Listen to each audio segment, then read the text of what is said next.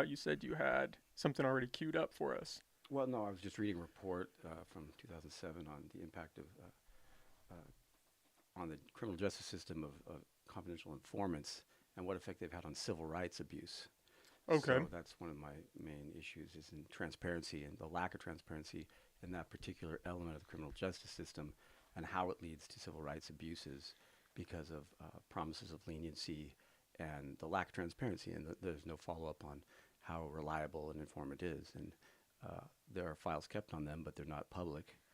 The FBI keeps statistics on their use of confidential informants and how many authorized crimes have been um, allowed by the FBI, but the local law enforcement doesn't do so. And this report is a joint congressional report in 2007 documenting that phenomenon, that local and state use of informants is a completely non-transparent system of element of the criminal justice system that is being abused and that leads to civil rights abuses. And I think until that's exposed and corrected, we're never going to have accountability and reconciliation of why we are the most incarcerated country in the world and not the safest, because that's the gap right there. That's the lack of transparency, because the informants that they use tend to uh, be recidivists, and they do so with impunity, so that they're let off for a crime that they've committed, and now that bolsters them in doing additional crimes. And it's all done in the name of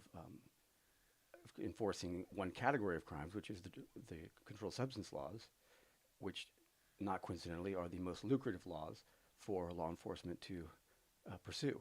How common is that here using informants? Absolutely common, absolutely common. Pretty common. The task force keeps, if you look at the Sheriff's Department policies and procedures, I believe it's chapter 8, but I could be wrong on that. There is a entire chapter devoted to the use of confidential informants in this community.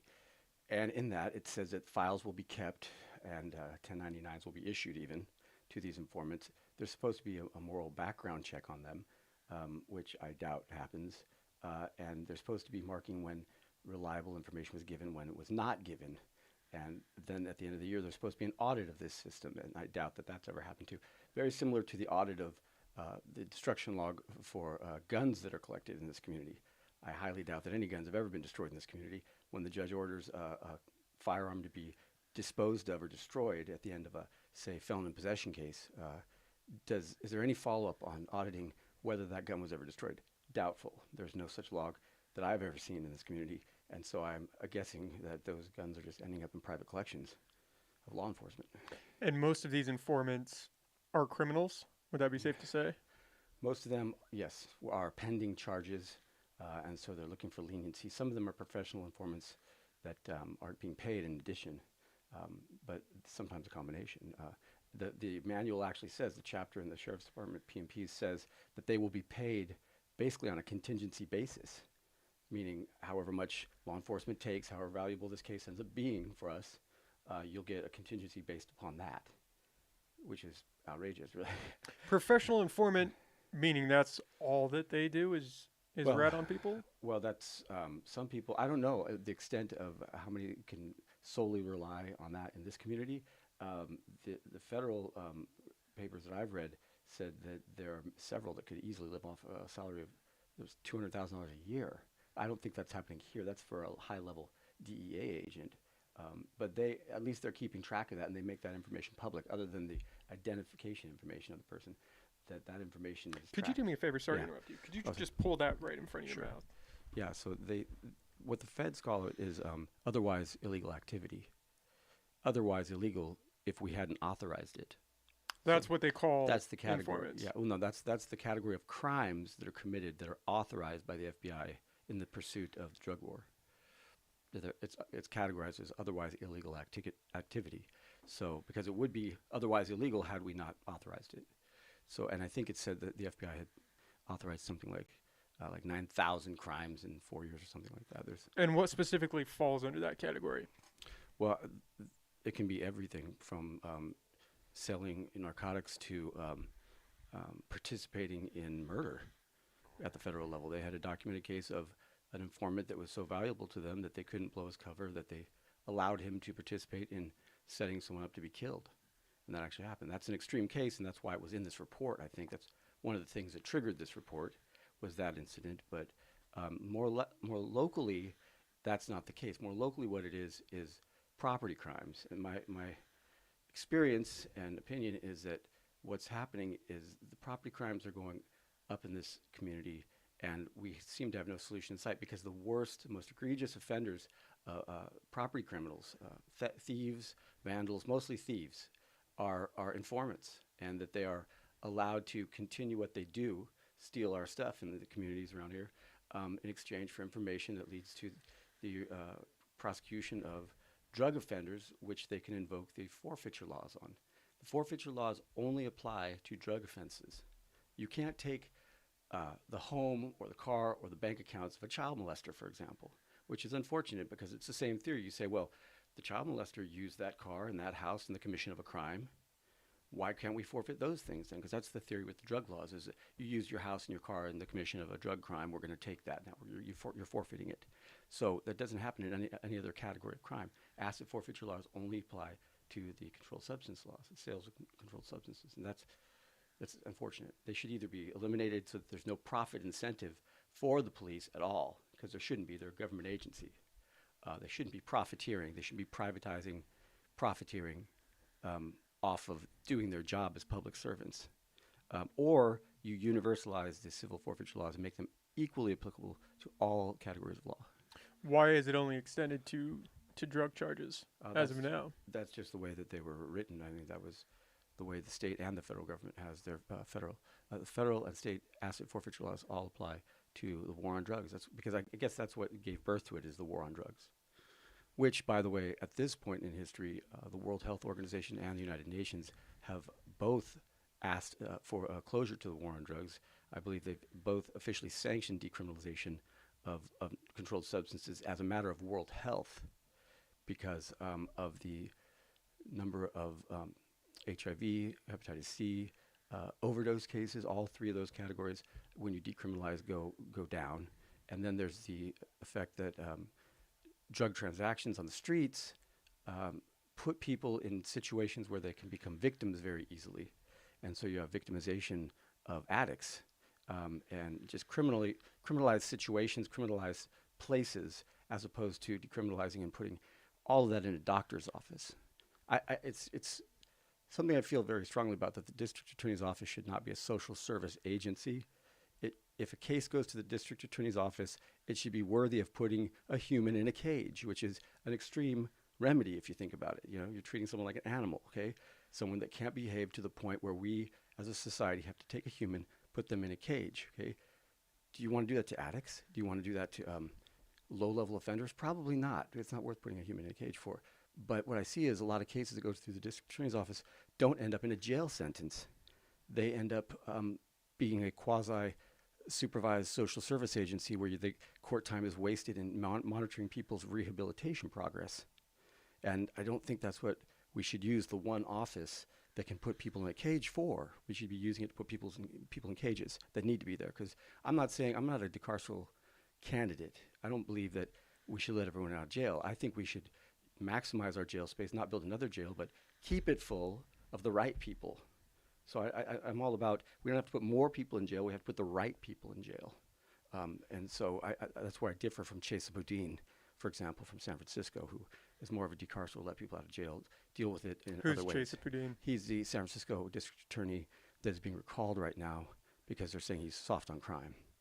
It came up recently in the local community papers because supposedly Humboldt County Drug Task Force went down to San Francisco, saw open-air fentanyl transactions going on, and instead of busting right there, the supply side, interdicting at the supply side right there, and handing them over to San Francisco police, which would have been great because they would have paid for the prosecution and the incarceration of those people instead of us.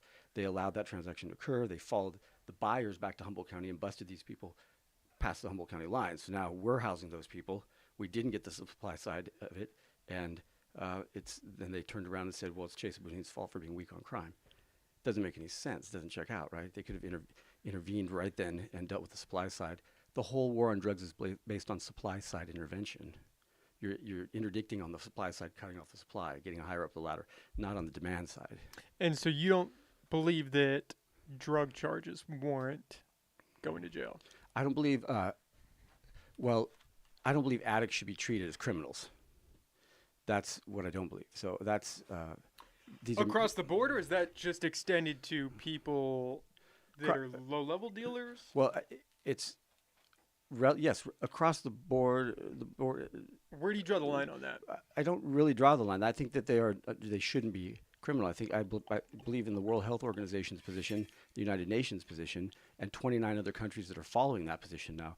That is, controlled substances should be decriminalized as a matter of world health, and that it should be dealt with as a matter of world health. In the United Kingdom, if you're a heroin addict, you go into a doctor and say, I'm a heroin addict. They give you a prescription for regulated doses of heroin.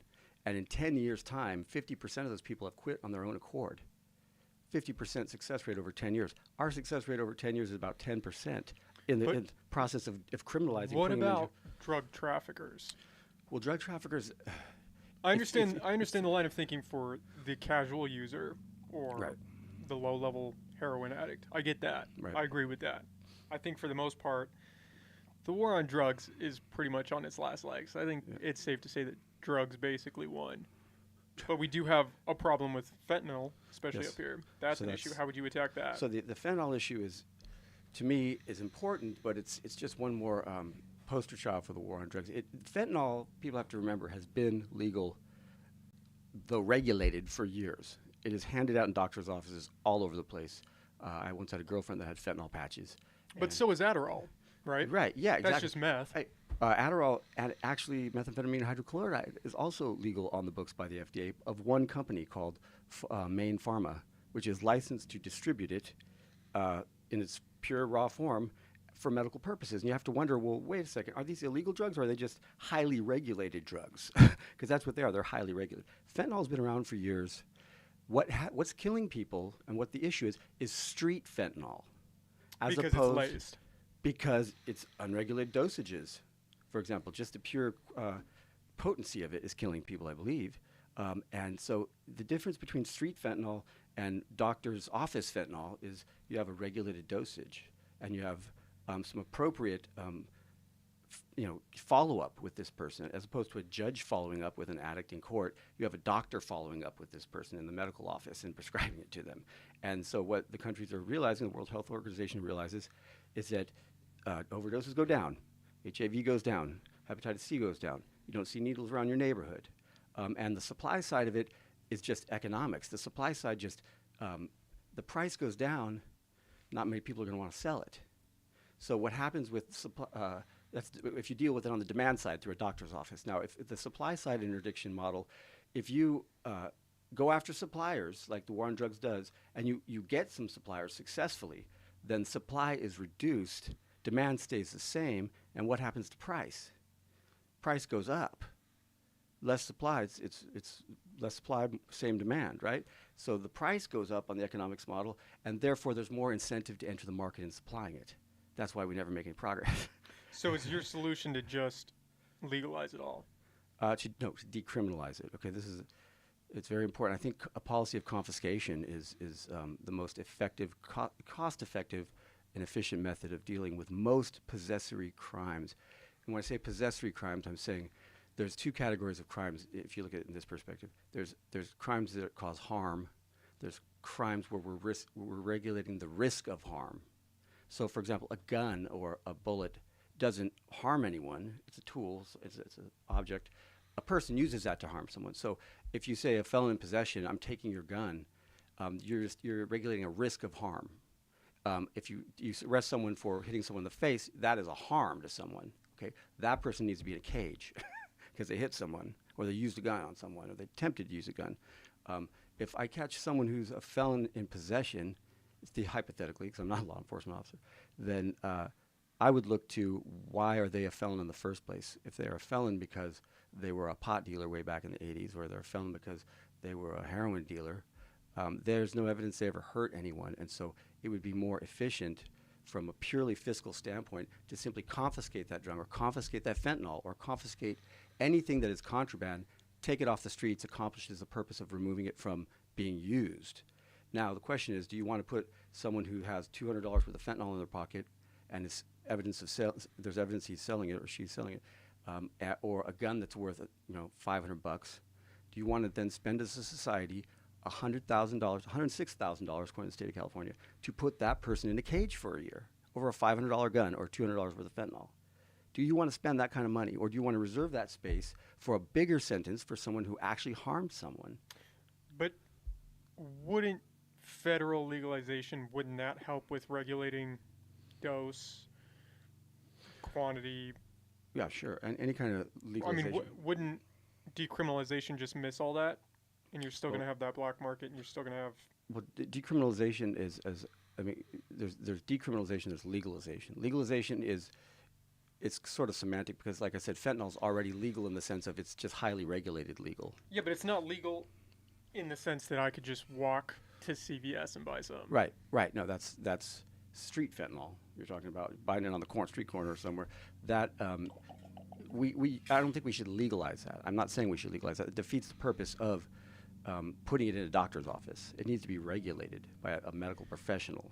If you just... But doesn't it have to be legal in order for doctors to just give it out recreationally? It's a controlled being, like I said, methamphetamine hydrochloride is already on the books, FDA approved for Maine Pharma to sell, but it's regulated. So it has to be regulated highly to be used medically.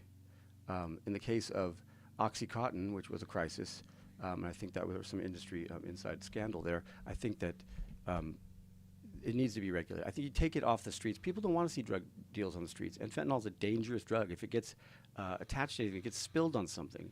Kids have overdosed doing, that's extremely well, I think dangerous. It's a grain of sand, right? Yeah, That's all it takes. Right. So you want to remove it from the streets. Yeah. So to remove it from the streets, you would. So there's two things going on here. One is decriminalizing to put it in the doctor's office, so that people go to their doctor and say, "I'm a opioid addict. Please give me a prescription for opioids until I decide myself psychologically, I get over my addiction disorder." Okay, and we keep them afloat and prevent their ODing, prevent their overdosing, and prevent them from getting any diseases associated. Keep them out of criminal situations on the streets where they could be victimized until they decide to recover, because it's a psychological phenomenon. Addiction is.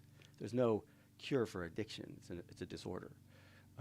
So the other end is to confiscate the illegal street drugs, confiscate them, and not necessarily say this human belongs in a cage for a flat year. On a 3-year sentence, you do about one. Well, if you go down, you do 1 year. If you stay locally, you do 1.5 years, at a cost of $100,000 per head per year. So we have to make. That's the cost of putting somebody in the jail. Yes, here locally. That's $100,000. $106,000 is the Office of Legislative Analysis in the state of California estimates that it costs any political subdivision in the state of California $106,000 a year to incarcerate someone. That's the average. So we have to make I'm a fiscal conservative. Libertarian sort of Republican, okay? Milton Friedman once said, geez, it's easier to just hand someone a buck than to pay for the welfare bureaucracy to give them that buck. It's going to cost us $3 to have a welfare bureaucracy give them $1. Why don't we just give them the $1 and save the other $2? And that was an idea ahead of its time in the 70s. Richard Nixon actually proposed that, the negative income tax system, it was called. And people thought it sounded like communism, so they shot it down. But from a fiscally conservative standpoint, which is what Milton Friedman was, he was a fiscal conservative Republican, it made sense. If we're going to take a bullet, put a felon in jail, a felon in possession of ammunition, for example, it's a 16-2-3 triad on sentencing. If they have any prior record, they probably do because they're a felon, they're going to get the 3-year upper term. It's going to be 1 year if he goes down on a bus ride, 1.5 years here locally. So you're talking $100,000 to $150,000 to house a person who had $2 bullet. Doesn't make any sense at all. I mean, and furthermore, I think if we just confiscate that bullet and have him agree to a search and seizure clause by consent for the next 6 months, and we can search him the next 6 months again, we'll probably get some more bullets if he's a repeat offender off the streets. So you're getting more bullets and less money, spending less money doing so, right? So because probably that person has a stash of bullets, he's going to go get some more, and we're going to take them from him again. So it just makes sense, a policy of confiscation at first level of intervention. Now, if I find someone who has a previous history of domestic violence or attempted assault, and you find them with a gun, you want to arrest that person, put them in a cage. Because that person, the risk of harm is extremely high there. But again, if they have no history of violence, people have bullets and guns for various reasons, especially in a rural community if they're in southern Humboldt, because they're in the woods, because guns are a valuable asset that retain their value. One of the best assets one of the best investments you can make to retain value would be firearms, honestly, because they retain their value very well. I know people that have received their entire inheritance in firearms. So, not that they should be carrying around the street, but remember, in this state, and the Ninth Circuit has commented on this recently in a case against Hawaii, that we cannot open carry in the state a firearm. At the same time, you need a permit to conceal carry, and that is discretionary on behalf of the Sheriff's Department to give you a discretionary permit to conceal carry. So truly, we don't have a right to carry a gun at all anywhere in California, other than in your home. Once you who needs? I mean, you might not need the gun in your home. How do you protect yourself from criminals on the streets if you can't open carry and you can't conceal carry because the sheriff said you can't have a concealed weapon permit? Okay, so taking a beat for a sec. When we spoke through email, you said you felt like you had revised your message a little bit. Obviously, drugs seems like it's a strong part of that, and bringing down the overhead at the jail seems like that factors in as well. Yeah. What is your message? What is the platform that you? The platform if is. you had to hone it into three things, Right. The first three things you tackle as district attorney, what would that be? Well, it's priorities, and the motto is, it's not about putting more people in jail. It's about putting the right people in jail, and that says a lot if you think about it. Because I'm not a decarceral candidate. I do believe that we should be using the jail, the real estate we've created for offenders, to its maximum extent. I don't think we should be building more jails in this community, because it's already symbolic to me that the largest building in Humboldt County is the jail. Our skyline consists of the jail downtown. Okay, not great. That's not a great, yeah. Metaphorically or symbolically. So I don't like that. So, but we have a good facility. Let's use it to its maximum. Let's use all the real estate in it. Meaning, there are plenty of offenders who, post-conviction, are dangerous. They've committed some crime they have to be punished for. Let's give them bigger sentences up front, not rely on probation, and use that jail to the maximum extent we can, but not rely on it for pretrial offenders unless they're dangerous to the community. So people who have not been convicted of a crime are presumed innocent. They shouldn't be occupying such a large percentage of that jail. Okay, probation violators who are actually in jail not for any criminal offense, but because of a probation violation, which isn't criminal at all. It might be they gave a bad test or they didn't check in. Checking in with probation is not a penal code violation. So while we give them a discount up front on their crime, whatever, put them on probation, we don't put them in jail then, but we're going to put them in. We're going to nitpick them the next 3 years over little things and put them in jail. Okay. Yeah, but don't you think you have to set up standards so that people follow the line that they're supposed to be walking on? The standard is, the standard for, I'm not trying to regulate people. I'm trying to punish them if I'm putting them in jail. I'm trying to punish them. The criminal justice system is definitely broken. I'm not going to argue with you on that. But as far as the steps that you have to follow when you get out of jail, like checking in with your probation officer, that seems kind of I think it's important. A joke. I think honestly, probation is broken. It's the whole probation should be completely abolished, in my opinion. Probation and replaced. That's kind of a wild statement. No, just not taken out. No, not really. I mean, you just punish people up front. You do the crime. You do your time up front. You don't get probation. The theory of criminal justice in probation is a second chance theory. Okay, the retributive theory of criminal justice is that things you get. It has to be retrospective. You get punished for something you did do already, not in the future or something like that. That it's proportional. The punishment fits the crime, proportional to what you did, the harm you actually created, not the risk of harm, but the harm. Okay, and it has to be fair. It has to be equitable between people, that you get the same punishment that I get for the same crime, proportional punishment. Right? That's the theory of retributive justice. Classically, we have to go back to that. Probation flies in the face of that. It says, okay, well, you committed this crime, and we're looking back retrospectively, but you deserve a second chance, so we're not going to punish you fully right now for what you should get. We're going to give you a second chance, but if you don't do these littler hoops here, we're going to keep nitpicking and putting you in jail. We're going to regulate your behavior for 3 years. Why? Just punish the person for what they did, and when they've paid their debt to society, they're free of the system. It's just a simple model, right? Probation has become a bureaucracy and an industry in itself, and it's not effective at preventing recidivism at all. Okay, so I agree with you that the system is broken. Again, I don't know about probation because I haven't really delved into that aspect yet. But I mean, all that sounds great in theory, I suppose. But what power do you actually have as DA to do anything with that? Obviously, the jail. You have a ton. You have a ton because so 90% of the cases are plea bargained. Okay, 90% of them should be plea bargained because 90% of the time the facts aren't really in dispute to the point where it needs to go to a jury trial. So those 90%, you have make a stipulation with the other side regarding what the punishment should be. And as DA, I would eliminate probation from that calculus. I would just say my offer is X time based on the fact that we can have so many of you in our jail, which has so many spaces for it, and you are a priority category of criminal, and so we're going to make space for you in this, and you're going to do all your time up front. You're going to serve the time for your crime, and there's not going to be probation involved.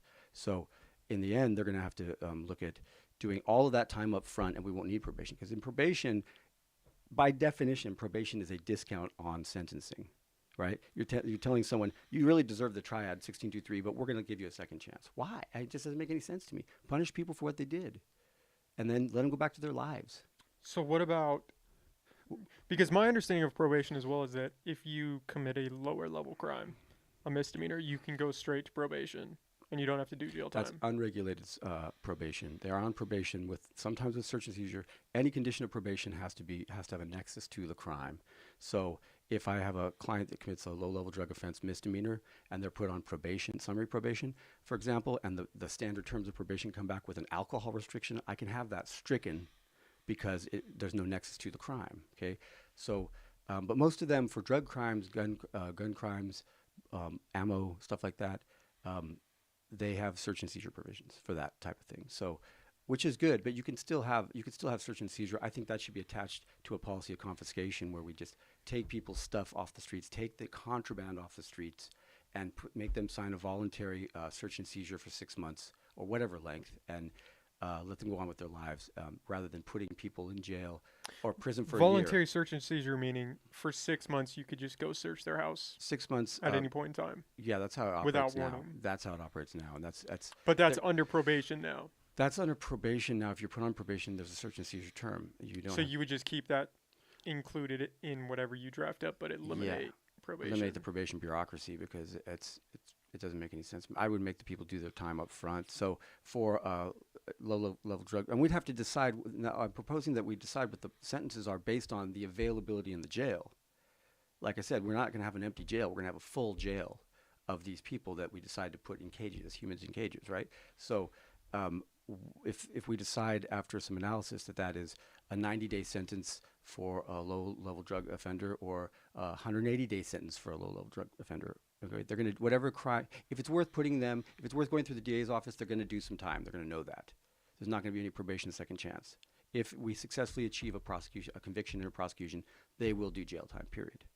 And just not give second chances. Their second chance comes when they're done with their time.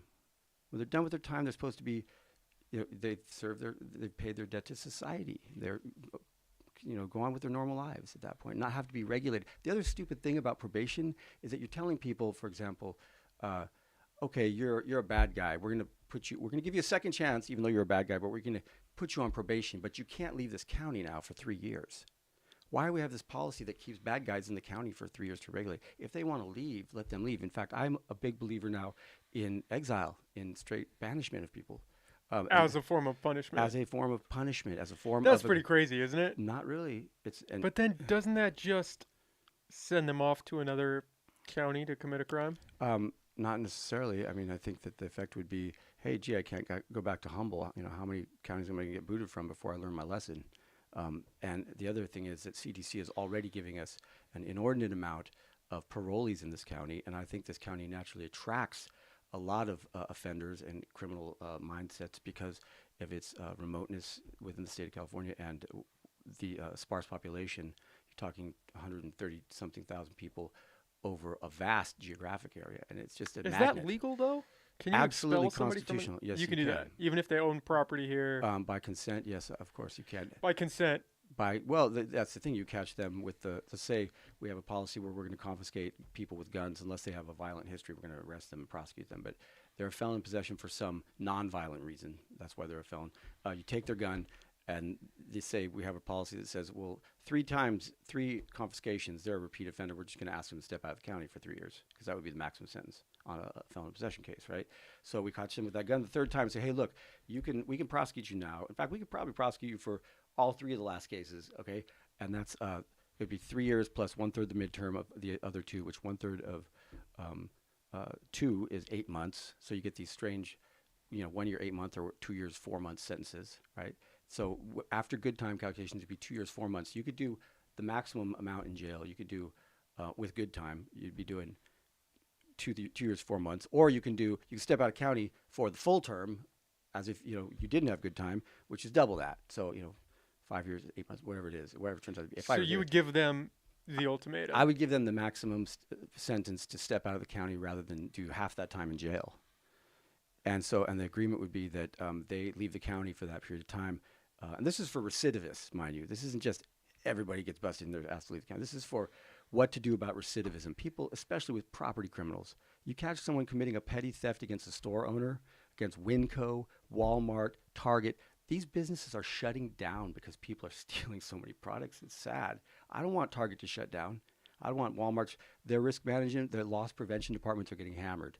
And because the DA's office isn't doing enough about it, because a lot of these people are informants for one, and also property crimes are just not otherwise a priority for this administration or the police. Yeah, but those stores aren't the best example because they have poor standards around handling that. They have a hands-off. I know that Ross, I don't know about Target. I would assume Target does too. Has a hands-off policy where they don't stop anybody. I've seen one police report where Target stops someone. I've seen a lot of police reports where Winco stops people, which is great. Well, Winco's employee-owned, so they're a right. little bit. Yeah, they're a co-op. Different. Yeah, and the other one down there at the mall, Kohl's, stops people with a vengeance, with impact. Let's put it this way. They tackle people, and that's good. They should be entitled to do that. But a lot of these stores, products are leaking out either way, and a lot of them just wait for the cops to pick the person up. Eventually, even if you tackle the person, you're calling the police. It's a petty theft. It could be a commercial burglary if they didn't have any money in their pocket, but the smart criminals are going to have some money in their pocket. Say, "Oh, gee, I just forgot." It's going to end up being a plea bargain for a petty theft. Put them on probation. Slap on the wrist. They're right back in Kohl's doing it again. Okay. And so your solution would be for recidivists. I'm not saying that the limit. Do you have a standard for that? Would it be a 3-strike rule? It'd be a 3 or 4 or 5. We'd have to think about that depending on the statistics. Do some analysis. Because that's. I don't know if I would say that's more serious than jail, but if they own property here and then you kick them out for X number of years, that's pretty. If you're looking at 1.5 years in the local county jail or 3 years stepping out of the county, which one you want to do? Yeah, I would not go to jail. I would not go to jail. That's what I'm saying. Most people would say, okay, I'll take 3 years out of the county. Okay. Now, if we catch you back in the county for any reason without any more due process other than seeing a judge once, you've already agreed that you're going to do the maximum sentence. So it'd keep them out for 3 years. Maybe that would teach them a lesson. If you're going to be here, you have to behave. Is there any evidence supporting that? Have any other counties done anything like that? There's not any empirical evidence supporting it as a deterrent, like there isn't any evidence of any other things. Like death penalty doesn't actually. There's no empirical evidence that it actually deters anyone from committing murders, right? Yeah, but that's a pretty safe. Safe assessment. But I'm not even worried about it deterring. I think it just solves the problem for right now. I'm not worried about deterring them in the future. I'm worried about creating a better quality of life for the people right now in Humboldt County, and to put a recidivist who's robbing everybody in the neighborhood all the time, constantly, put them out for 3 years of the community. Hey, that's a win for us. It makes a better quality of life. But couldn't you see a situation where it just sends the problem somewhere else? Well, of course it's sending the problem somewhere else, but as a consequence, they don't have as many networked criminals associates and other places, I'm assuming, right? I mean, one problem with the jail here and putting people in jail is they build criminal contacts and they get out of prison and jail with more statewide criminal contacts sometimes, and they're affiliated now with criminals. So put them in an unfamiliar place. And, I mean, it's their choice. If they want to do the 1.5 years in jail rather than stepping out of the county for 3 years, it's a wide open world. I would rather take 3 years out of the county than 1.5 years in jail anytime. And guess what? It doesn't cost us anything. The taxpayer pays $0 to put them out of the county. They're going to pay $150,000 to put them in jail. So it just makes fiscal sense. It makes immediate quality of life sense. It's the choice. It's a better choice for the offender they're happier, and it's consequential. They can't go visit their property or their mom or whoever else. They're going to have their mom come visit them. Banishment, exile, exclusion, I like to call it. There is precedent for it with the Indian tribes. On the books of federal Indian law, it's one of my backgrounds. It's federal Indian law. Because I was Bear River's general counsel for 6 years. I worked for Dakota Plains and Pine Ridge. The tribes exclude people all the time.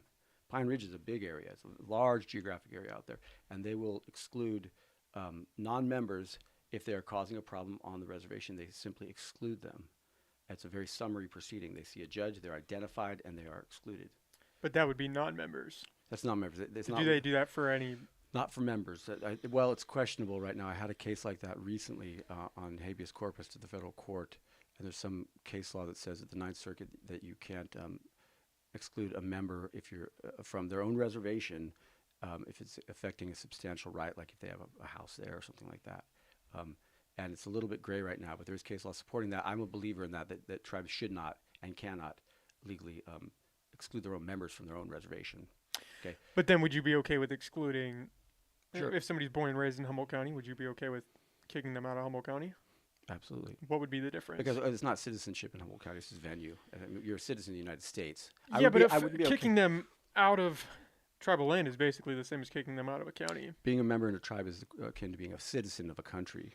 So I wouldn't be okay with kicking them out of the United States because that's their citizenship, but I would certainly be okay with putting them out of Humboldt County. There's plenty. First of all, Humboldt County was originally part of Trinity County. That's the history of Humboldt County. It was carved out of. I didn't know that. It was carved out of Trinity County. I watched because someone asked me a question about why should we vote for you? The other two are natives to Humboldt County, and I said, well, geez, I'm a native Californian, but I'm not a native to Humboldt County. I'm a native to Hollywood. I was born on Sunset Boulevard and grew up in Tujunga and Orange County, both.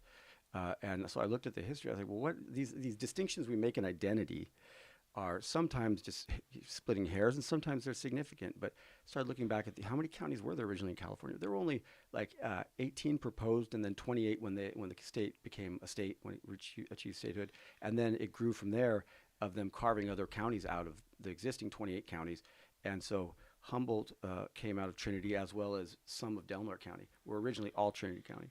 But I mean, I don't know if these people would go just across the border and you would have the phenomena of border towns. So in Pine Ridge, South Dakota, it borders Nebraska. And Pine Ridge is one of the last, if not the last, dry reservation in the United States. No alcohol allowed still. Even though it's not federal law, it's tribal choice. It's tribal government's choice. So there's this phenomena of anyone who wants to drink has to go over there into Nebraska. So there's a border town full of bars then. So I don't know if it would create shanty towns of offenders who are living just across the Humboldt County line or not in Trinity and Mendocino, but probably not, because the lines that actually exist right now of those counties, there's nothing there. There's no towns there. They'd have to build a shanty town to stay there. So I would imagine some people would just find other places to go for the 3 years if we excluded them from the county for being a recidivist. And maybe when they came back, they'd be better behaved or more mature people. And we wouldn't have to pay for their housing in the meantime. Has any other county done this? It's been proposed. Yeah, actually, there's 4 states that have it on the books, technically. But don't enforce it? They do enforce it. Often the problem is sometimes when it's enforced, it's done so in a discriminatory manner. You can't exclude someone based on race, religion, gender, things like that. And so some of the counties got in trouble for racially excluding people as a remedy, and there was no evidence they'd done it to any other person of other races, right? I'm not proposing that. I'm proposing straight based on recidivism. That's repeat offending, people who cannot seem to break their MO of stealing from stores, stealing from neighborhoods. I live in a neighborhood which I consider nice, but that is just plumb full of thieves. And it's sad because Cutton's a nice place. I've been there 20 years. And I've had $100,000 worth of stuff stolen from me, it seems like. I mean, literally, just outrageous amounts of stuff. You can't out of your house, out of your front yard? Both, yeah. I mean, they've stolen everything but my dignity and my integrity. I said, integrity is the one thing they can't steal from you. You have to give it away yourself. Okay. So words to live by. Yeah.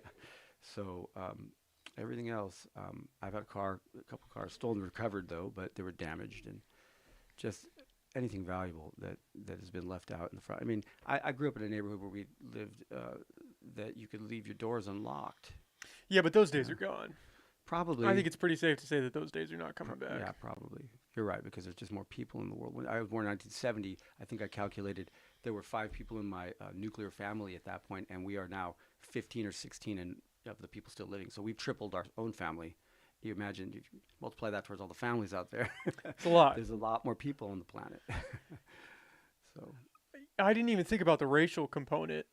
I was thinking about the homeless aspect. I could see that coming into play because my understanding is the homeless, however you want to address that problem, they do commit crime and are often repeat offenders. mm-hmm. Would you say that's a safe assumption to make? Right. But then, well, I So think it's a little unfair to single them out. There's a lot of people with where storage units that store their stolen stuff in storage units, and a lot of houses that have a lot of stolen property that we've seen documented in the news. But that seems like a demographic you could say would be targeted Right. by this bill, Well, I or think by you putting that forward. when you say homeless, there's a category of people. There's homeless people on the streets, sleeping on the streets. Then there's homeless people that live at these trap houses or a variety of trap houses that kind of couch surf amongst them. Okay, so I'm not sure if those are the people we're targeting or the true home. Most of the people I see that are homeless in the streets of downtown Eureka have mental illness, and that is a tragedy because that's existed since I believe Reagan ended the funding for a lot of the mental health funding, and people have been on the streets since then in the big cities and in Eureka now. That is a social service problem. I don't want to criminalize those people. I don't want to criminalize sleeping on the sidewalk. So would you not kick them out of the county if they were No. repeat offenders? No, not for sleeping. Hell no. I can't criminalize homelessness, no. It would be thieves. But how do you then address that problem? Because the homeless, that is a big problem. So what I think about the homeless problem is this. That it's probably an interagency thing, not necessarily a DA's thing. Because remember, I'm not trying to use the DA's office and make another social service agency, right? The DA's office is for putting people in cages. It's the only office we have that can put a human in a cage. Look at it that way. All the other agencies can do what they want, social service, help, intervention, but they can't put people in cages if they need to be put in cages. So let's give the social service cases back to DHSS and to mental health and all the other agencies, doctors' offices. And let's keep the DA for, this human needs to be put in a cage. He's acting like an animal. Send him to the DA's office. Okay. Yeah, but what if it's you have a homeless guy who's struggling with mental health, and being violent or nonviolent? Nonviolent, but is continuing to break into businesses. Oh, yeah. Well, how do we handle that? That is the same as everybody else. If he's so you would remove them from the county. Well, if he's stealing, he would be given whatever the standard sentence up front, not probation. Flat sentence, they call them terminal sentences in every case. Terminal sentences in every case. Give him a terminal sentence for the first couple. We'd have to decide what that recidivist line is. Recidivist line could be 3 or 5 or whatever in between, or 3, 4, 5. And when they hit that, I would probably treat them. And I'm not saying we couldn't give them a referral for mental health if it's documented too, but we could. Remember, it's offering them. I'm not putting them out of the county. I'm offering them. That guy is probably going to take the jail option because he's homeless. Okay, there's people in this county that commit crimes just to get housed in winter. If you didn't realize that. I've spoken to some of those people that said, I went and stole something so I could get a spot at the jail because it's cold out. That is so crazy. That happens in Humboldt County, believe it or not. So I think that homeless guy would, if I said, you get 3 years in the jail or you get 1.5 years in the jail or 3 years out of the county, he would say, I'll take the 1.5 in the jail. But that doesn't help with keeping the jail overhead down. That's $106,000. Well, but remember, your premise was that person is a repeat offender of property crimes. He Yeah. needs to be in jail. Okay. He needs to be in jail or he needs to be out of the county. He continues to steal stuff from people. He's a thief, chronic thief. So where do we draw the line for what is non-deserving of jail? I know we said drug charges. It sounds like firearm charges. Yeah, I think might so. as well The categories I have are there's non-possessory. There's non-possessory crimes, mere possession crimes. So, and you look at it in terms of harm and risk of harm. There's behavior we regulate because it's harmful. So person A strikes person B in the face. That's harmful. Then there's things we regulate because there's a risk of harm, meaning a felon in possession of a bullet, has a shotgun shell in his pocket. Oh, what are we going to do with this person? He's a felon. Well, what's his background? We don't even look at that. We just say he's a felon in possession of a bullet. He's got a 1623. It's a wobbler. It could be a misdemeanor or a felony.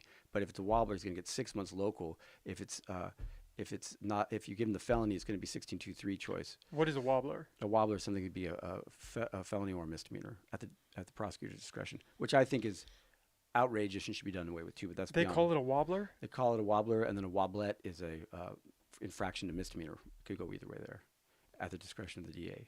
I don't think the DA should have that discretion. You won't see me wavering on things like that. It's either going to be a misdemeanor or ammunition. I think should be a misdemeanor generally.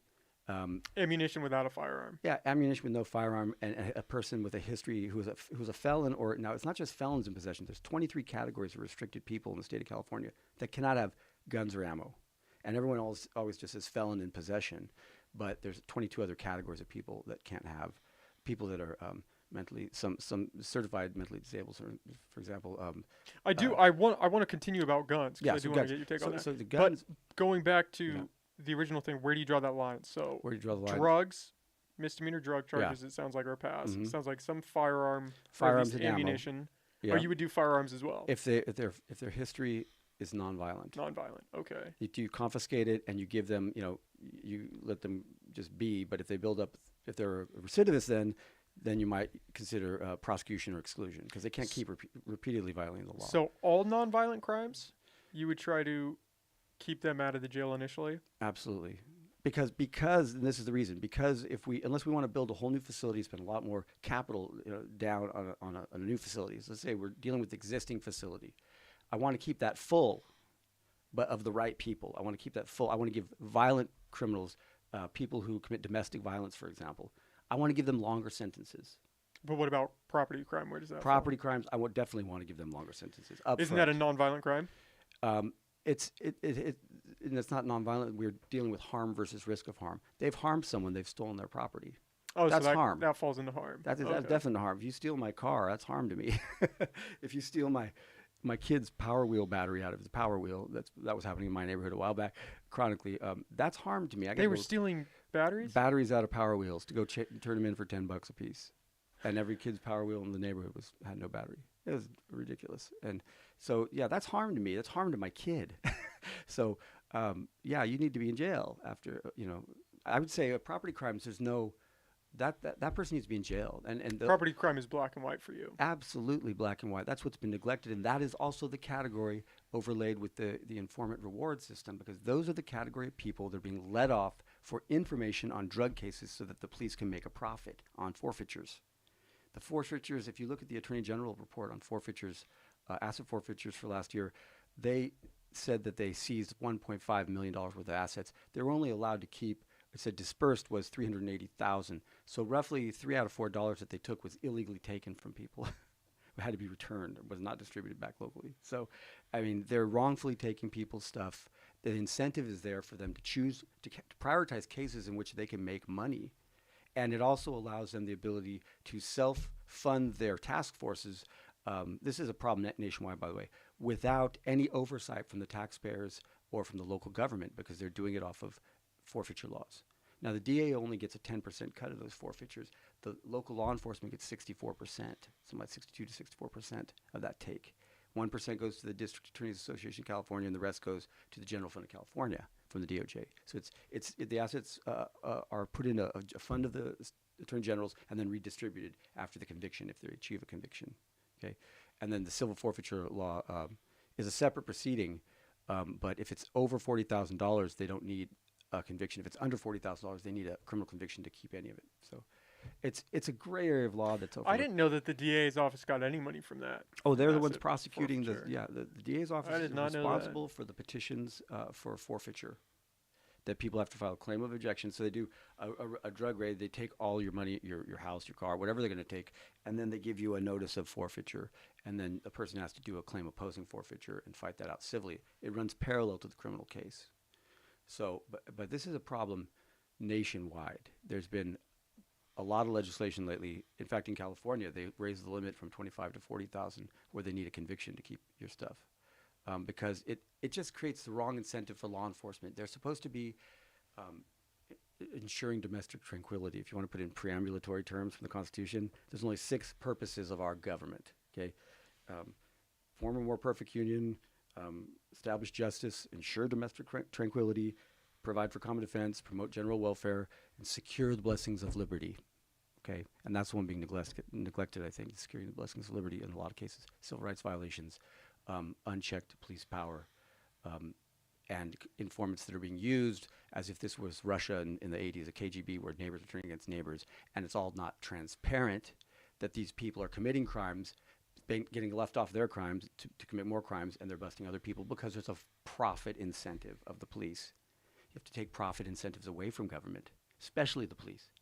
Any institution of this government, any institution that has the authority to use lethal force and the ability to get, or they're in a position to get away with murder, factually, because of presumptions and cultural prejudices, should be regulated by civilians. Should have some oversight from the general public or the civilian public that is not police. They shouldn't be regulating themselves. Internal affairs of police departments rarely find that one of their own did anything wrong, right? That's the way it goes. It's a fraternity. It is literally a fraternal order of police. And I'm not against the police. I just think that as the president is the commander-in-chief, who is a civilian commander-in-chief over the military, that was the same reason. We should have civilian oversight of our police departments because it can use lethal force on us. So. You seem like you, at least idea-wise, have a bone to pick with a lot of different areas. Yeah, the system's broken. It is broken. A bone to pick is one way. I just really what it is I want to see what the Founding Fathers intended in my lifetime. I want to see America figured out in my lifetime, really. I want to see the reconciliation between we are the most incarcerated country in the world, more people than Syria, more people than China. We have more people in China in jail in absolute numbers than they have, and they have 4 times as many people as we do. We have 4 times as many people per capita than Russia does at this point, okay? So we're the most incarcerated, but not in the top 10 of public safety and not in the top 10 of political rights and civil liberties either. So why are you running? Do you think that you can make progress in all of those areas? Or are you hoping to... I think I can make progress in all those areas you think overnight. You can? Overnight, absolutely. Because, again, I mean, I've been working the system for a while, and I've represented a lot of people. I've done 2 murder cases where people were falsely accused, and they were cleared of the charges. I'm being prosecuted myself right now, and that was the inspiration. That's exactly the reason people should vote for me. People say, "Why should we vote for you? You've got a criminal case pending." That's my case. If you see the facts of it, the abuses involved, the unreliability of the informants, the fact that it was started by political lobbying of Rex Bone in the police report. It says that they politically lobbied for an investigation of me. It doesn't say that there were calls from the community. Who politically lobbied against unnamed you? People through Rex Bone's office. Now, if you call your legislature, your county supervisor is a local legislature. If you call him, you are by definition lobbying the government, not making a criminal report. You're lobbying your local elected official. Had any police reports been made about your I looked residence? at the calls for service. I looked at the calls for service in and around that date, before that date. There was one. It was from my house to enforce a restraining order my spouse made against someone else. Okay, there were no other reports, calls for service legitimate to the sheriff's department for that area of Cutton. The prelim that the officer said that it was a high crime area. That's why he was patrolling my area this one time. As opposed to Walnut Street, I said Cutton in general. He said no, Cedar Street. That's a completely false, fraudulent statement. Cedar Street that era had almost no calls. Walnut Street naturally had a lot more calls. Okay, we gotta pause for a second and start this from the beginning because this is a key aspect of your campaign, whether you want it to be or not. I want it to be. I want it to be. I wouldn't be running if it wasn't for the fact that they're trying this against me. That's what started it. That's what inspired me to run in the first place, and I think the facts of my case are the reason that I should be voted in because they are outrageous government abuse of authority. Okay, so lay out the scene for me. This is back in February of 2020. Yes. There's a raid on your house over on Cedar Street. Mm-hmm. You are found to be in possession of meth. There is... there's drugs in a bag in my office. What was in my pocket was not a usable quantity of anything. It was just a piece of trash, literally. But it was meth in that bag. I don't know that they tested that. It was a bag. It was a bag that I had picked up in the street. And so it was no usable quantity. You could see it in the photo. If you look to the right of the photo, there's a bag that looks like it has nothing in it. It's just halfway cut off the photo. I think that's the one. They haven't given us all the discovery in the case after 2 years, which is another gripe and reason that I'm running, is they can't even find the videotape from my DVR that is on the property receipt that they took They can't even find that. They won't give us that. They're saying they can't locate it. Okay. So we got to set the scene yeah. for people that don't know the Right. story, because I do want to talk about that Right. as well. There are drugs, firearms, There's none in the house. Yeah, they're at the No a firearms? storage unit and cut and mini storage. but yeah. no firearms in your property. No. And In my storage unit, though, yes. your storage unit. Separate And location. Xanax bars at your house. Xanax bars, heroin, scales, all in the And same. meth. And meth. And And heroin. This is your house, and this also doubles as your office. In my office. They found a bag of drugs and some scales in a bag in my office. Okay, it is at the top of the stairs. It is not hidden. It's in plain view. I'm not sure what kind of drug dealer keeps their stash at the top of the stairs in the middle of the room. Doesn't make sense. But and there's Suboxone in there too, in a bottle. The only indicia in that bag has one name on it, Shelley Aubrey. And do the police follow up? You think they usually say indicia, there was indicia of this person, right? Do they follow up on that indicia? No, they don't call her at all. They didn't call Shelley Aubrey at all. I've now met Shelley Aubrey because I tracked her down for that reason, and because I didn't know her from Adam. Yeah, I didn't know who she was. Her statement is that she left that bag in a car with the person who was also arrested at my house just the day before, and that she was in a car with that person, left the bag, and she knows that person. She hangs out with that person all the time. Obviously, it belongs to that person. And it was just at your house. That person was at my house.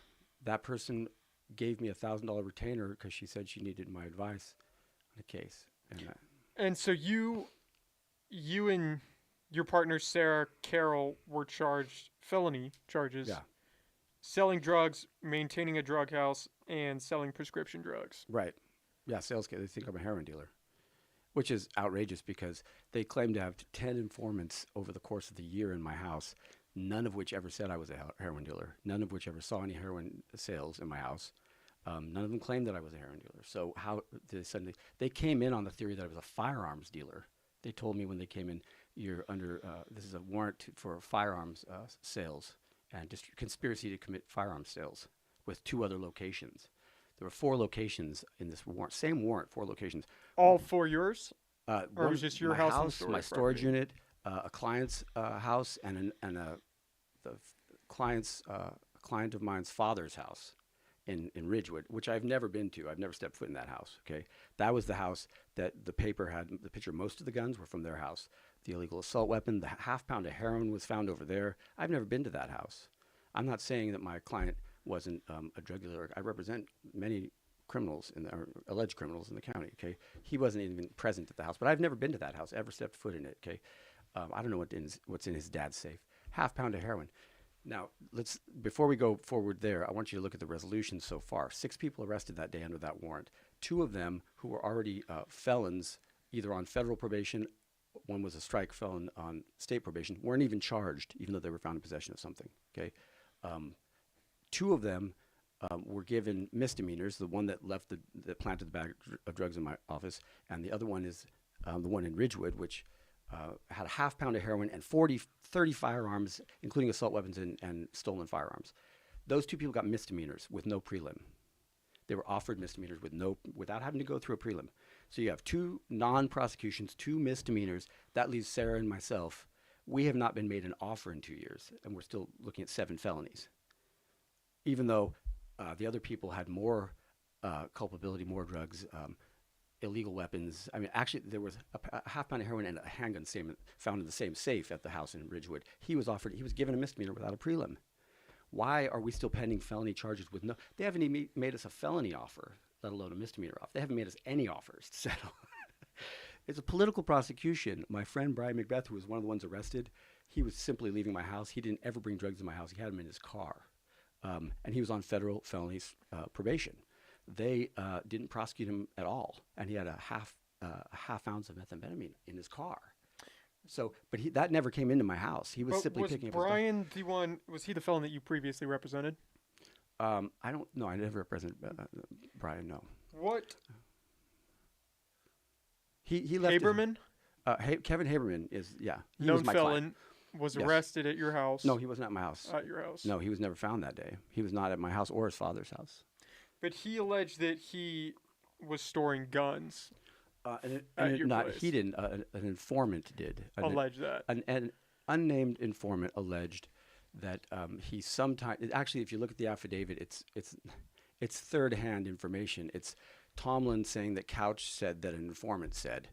Okay. Tomlin being one Matt of Tomlin, the officers. Detective Tomlin says that Couch says that some unnamed informant says that Michael sometimes stores guns for Kevin Haberman in his house. So it's third-hand information. This is coming in through an affidavit that goes to a judge, completely unreliable. If it's too, it violates all the case law. I mean, you're supposed to have the informant in the judge's chamber so the judge can assess their reliability right there. That's how the original informant case law came out. The judge was assessing the reliability themselves, right? Let alone it being an affidavit of a person that they say was doing it for the betterment of the community. I know who that informant is. I figured it out from the dates. I'm not going to say his name over the air, but that person was not doing it for the betterment of the community. They were pulled over on 11/23 in front of the zoo, and they had no license. They had no tags in their car, no insurance, and were in possession of some heroin. And so it wasn't for the betterment of the community. They said that's the only person it could be, because the person told me they were pulled over that day, and they know Kevin and myself both pretty well. But I'm not going to say his name, but that's what that information comes from. That person was let off of all those crimes, so it wasn't for the betterment of the community. So you think he was coerced into doing that? I think words were put in his mouth, because the officer will say, well, does Michael have firearms? Well, yeah. The answer is yeah. Does Kevin have firearms? Yeah. Does Michael store his firearms? Now, what does the his refer to? Kevin or mine? It would be Kevin storing at your house. Technically, by the Queen's English, yes. It would be Kevin. If he says, does Michael have firearms stored? Yes. Does Kevin have firearms stored? Yes.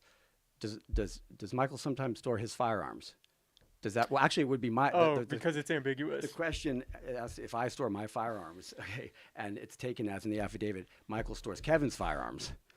That's how this goes down. There's 3 yeses on the side of the street from a nervous guy who thinks he's going to jail. Is that how it was phrased, or this is just your assumption of the incident? That's what it says in the police report. That's what the police report. If you look at it, it could easily be that. It's just like, well, the question is totally vague. I mean, it's like, do you say he has firearms? He has firearms. Does Michael sometimes store his firearms? Does that refer to Michael store Michael's firearms, or Michael store Kevin's firearms at his house? Because I never stored Kevin's firearms at my house. I didn't store my own firearms at my house. That's actually how it was phrased in the document? That we don't know, because Couch's affidavit isn't available. This is an affidavit of a conversation that occurred.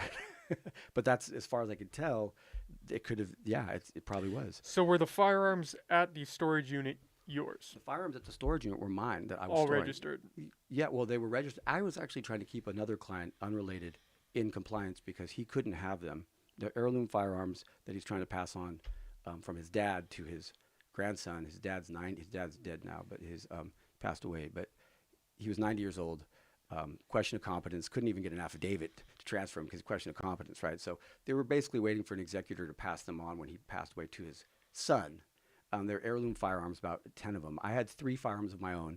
None of them were illegal firearms. None of them were stolen. None of them were loaded. I couldn't even access them after 7 p.m. I'm the model of gun ownership, responsible gun ownership. I had them at a separate facility, locked down, without anything illegal. There was nothing illegal in my storage unit. Nothing. And they took all the firearms, but I've never been charged with a firearm violation. What about the heirloom firearms? Those are still that belong to the client. They're still with the sheriff's department. Were those all Those were legal and all registered? legal. Yeah, there were rifles. And Are you shotguns. allowed to do that? Well, yeah. Why not? I mean, I'm allowed to hold client property. He couldn't have them because he was a felon. Because he couldn't have them at his house. His dad lives with him at his house.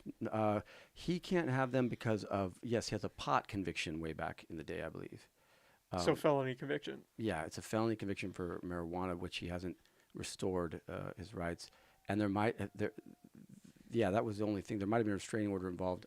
I'm not sure. I can't remember now. But I do know that his dad lives with him, and it was a gray area because they could be locked in the house, and he could not have access to them. But he didn't want to skate that thin line because he had a bad divorce going on. So he said, "Could you just hold these for me for now?" So I was holding them. It's client property. It's in trust with an attorney. There's nothing wrong with that ethically.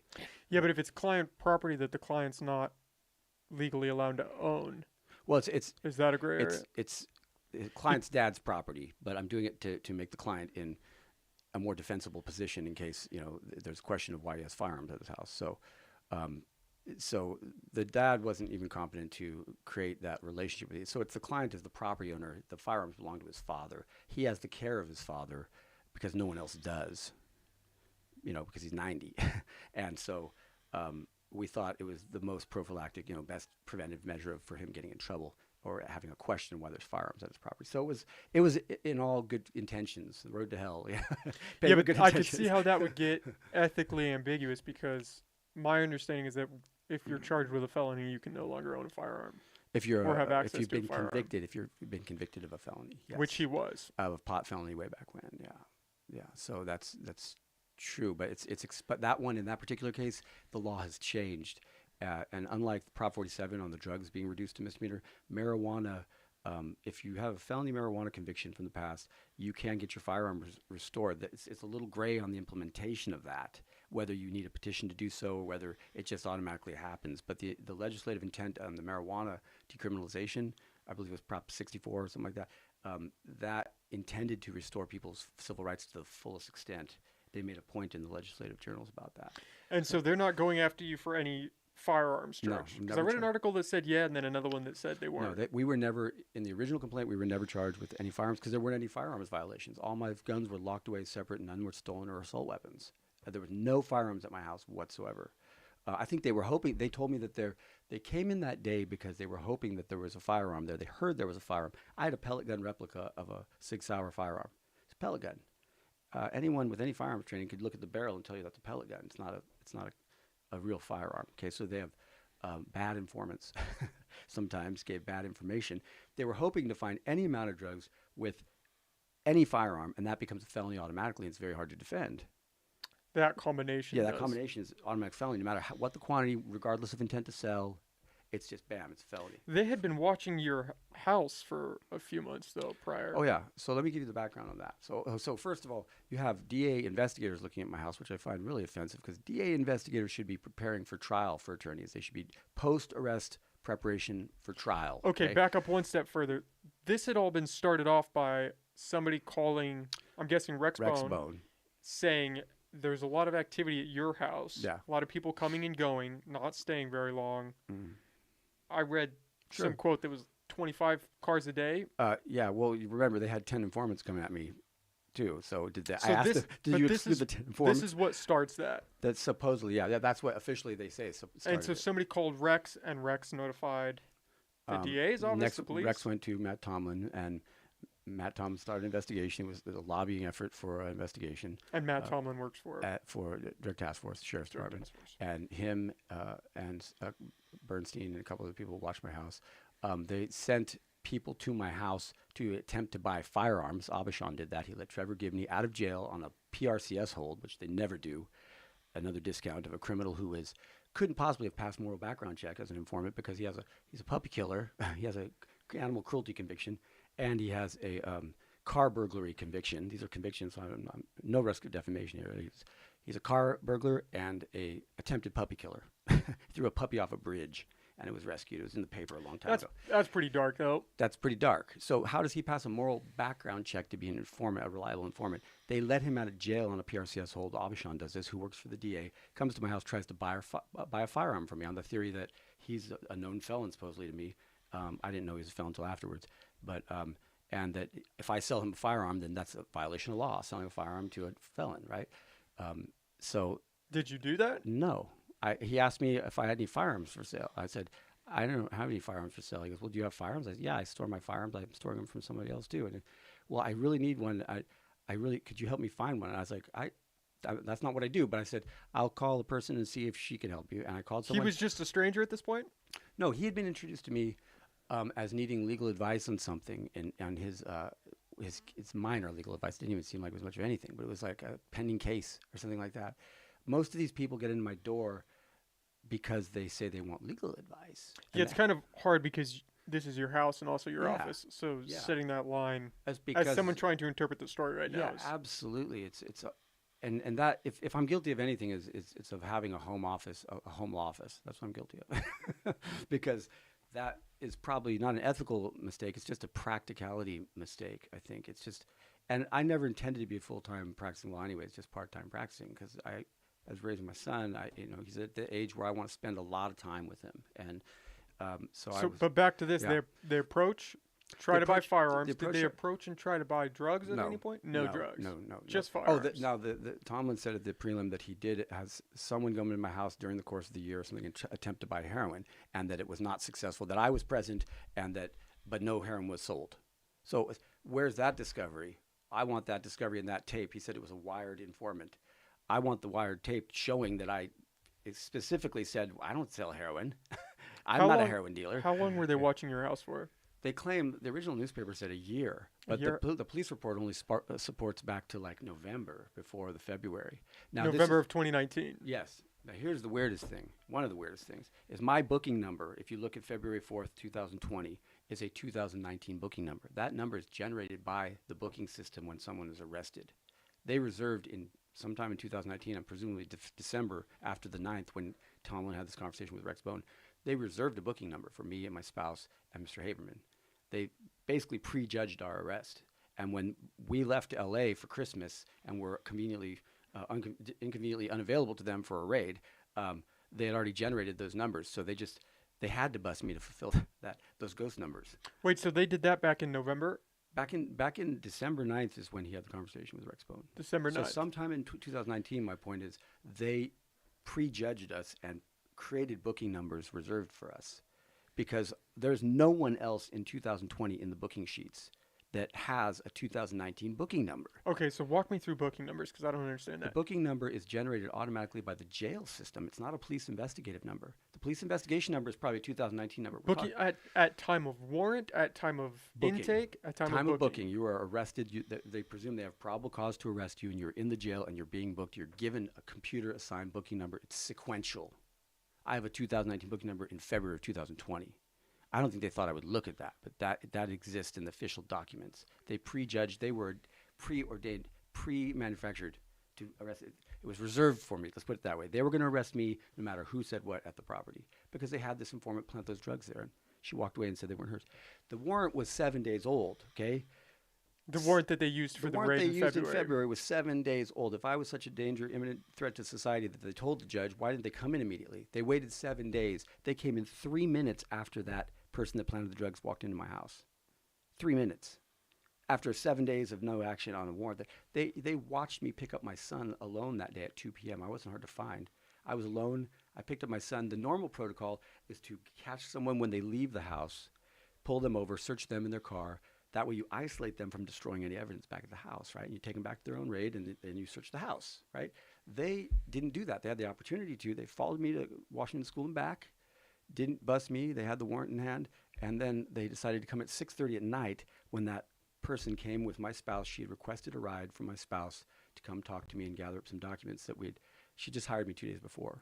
Said she needed to retain me for an availability retainer, which I should have been suspicious of, because you rarely get an availability retainer that just says, I need you available in case I have legal problems.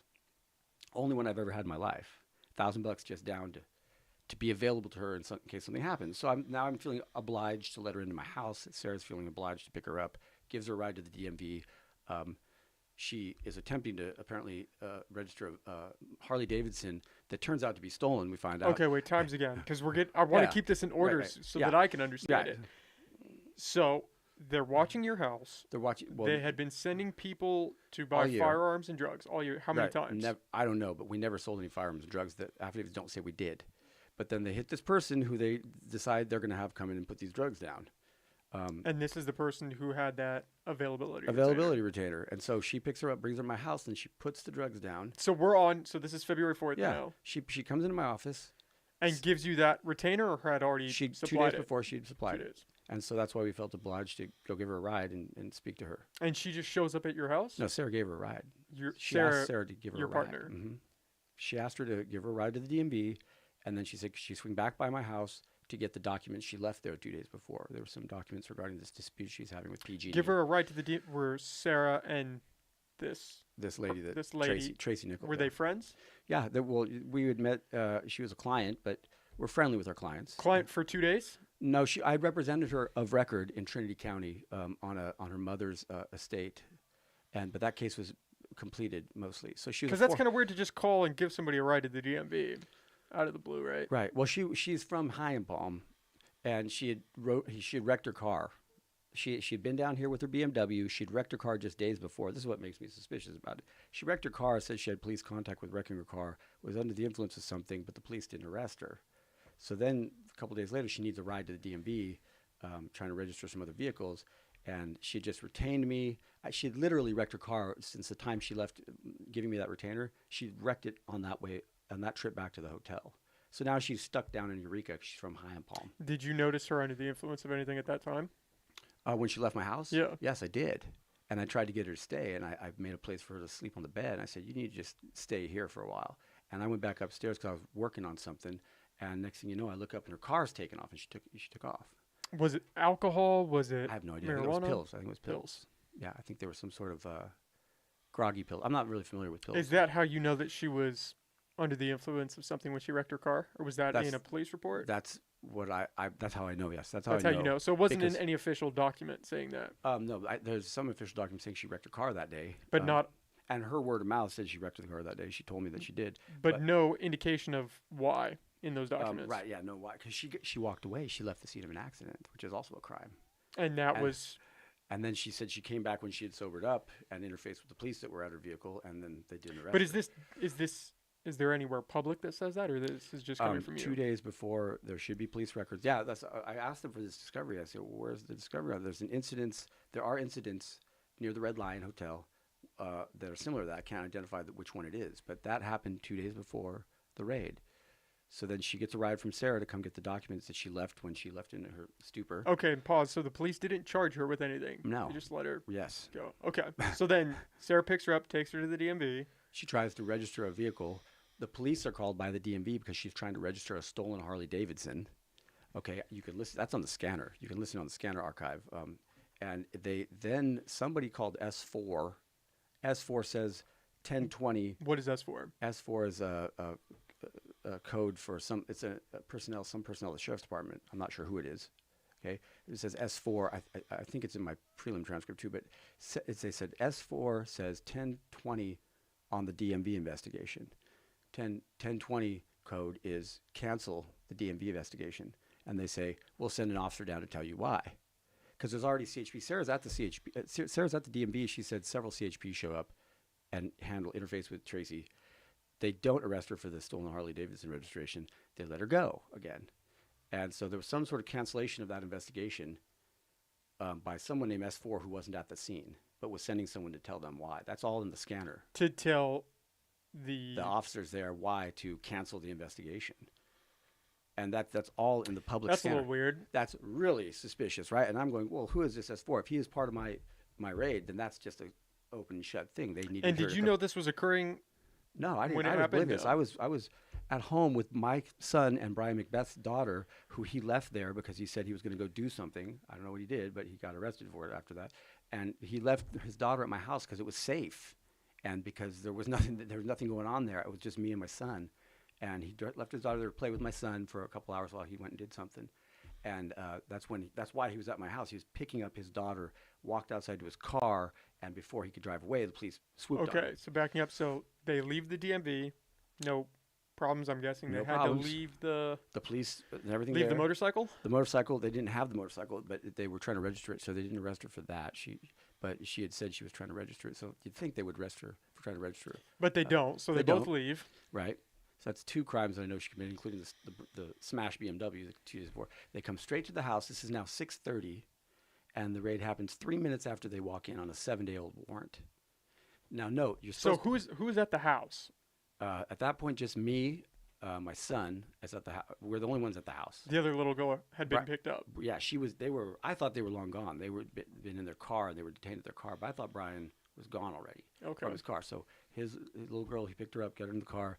Tracy comes with Sarah and another friend named Ashley. They walk in the house. I say, "Who's here with you?" Tracy and Ashley. I never saw Ashley. She was in the bathroom. And Tracy walked up with Sarah, and I remember exactly verbatim. It's Tracy saying, you want to buy, she said, "Do you know anyone that wants to buy some Xanax?" And my response was, "I don't even know what Xanax does to anything. I don't even know what that does. I don't know."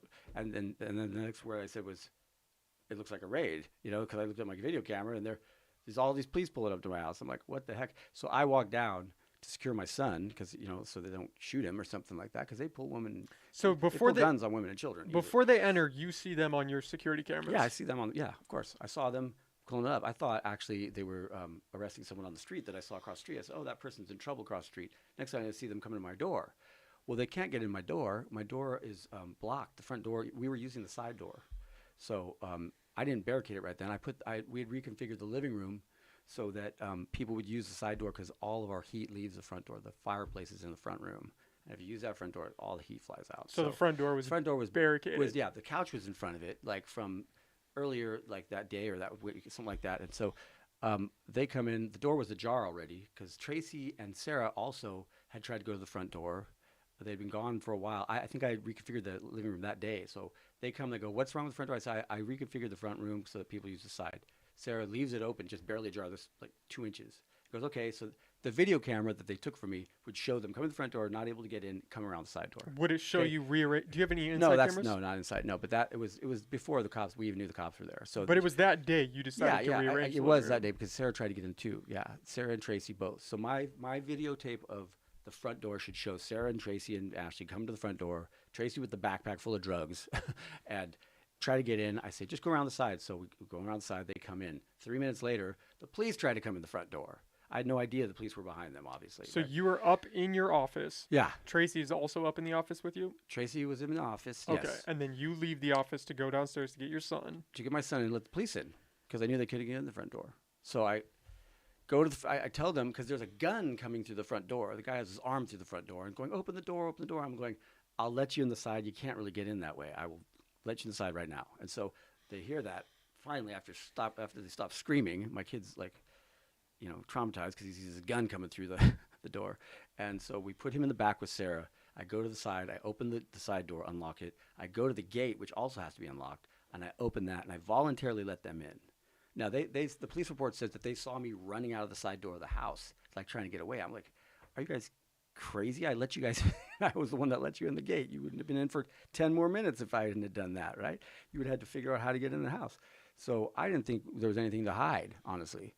I didn't have any reason. I just wanted to cooperate and let them in. So I went. So you left your house to open a out gate the side to bring door. them in. Yeah, out the side door to the gate for our yard. It's a big wooden gate, 6 foot. Open the gate, let them in. They immediately arrested me. Immediately put me in cuffs. Said it was for firearms, distribution of firearms. Isolated me from everybody else. Took me all the way out to the cop cars, all the way out to the street. Everyone else was allowed to stay. Tracy was allowed to stay in the house. She was found at the bottom in the kitchen, down the stairs of my office. The police report says she never went upstairs, according to her, though they found her cell phone up there and didn't confiscate it. It was right next to the drugs, with the bottle that said Shelley Aubrey in it. And she asked for her money. She had $17,000 on her, and she said, I asked for her wallet. They gave her, they gave her the wallet, and then they said, "Well, we're taking your money." This is what she told me, though. They told her, "If you claim that heroin, we're not going to give you this money back. If you don't claim the heroin, we'll give you your money back." That's what they said to her in your house? That's what they told her in my house. She told me this when I got out, and they said that. I said, "Well, what happened to your $17,000?" This is documented, that they went to the Red Line and gave her money back the next day. People saw it. It's got to be documented somewhere. They gave her $17,000 back the next day at the Red Line. Nobody gets their money back at the Red Line. You have to go to the police department and claim it and get it back. The police drove her $17,000 to the Red Line. To the Red Line, to her hotel room, asked for her at the front desk, and gave her money. And this is documented, or you're assuming it is? That's documented. Well, I've seen on the calls for services, there are, I can't remember what category they're on. They show at the same time she said that happened, they show some police intervention at the Red Line, but it says somewhat strange category, like proactive policing or something like that. But there's an incident at the same time. Why would she tell you all of this if she's the one that set you up? Because she was. How does that make sense? Still trying to save face, I suppose. People don't want you to know that. I mean, I think she was put in. I don't know if it was preordained that she did this, or if they'd made that was an at the moment deal. But that's what she told me. I went to her room because I was going to ask her. I was going to say, "You are going to claim your bag, aren't you?" And I thought most honorable, respectable people would say, "Yeah, I'm not going to let you be responsible for what I brought into your house." Because I don't search women's purses when they come into my house. That's not the culture of America. We don't search people's. Maybe we should, but I didn't think to search this woman's bag when she came into my house. She'd only been there 3 minutes anyways. And she'd just come upstairs. And when she said, you know, anyone that wants to buy Xanax? And I said, I don't even know what that stuff does or is, you know. And then You had no prior experience or knowledge of Xanax.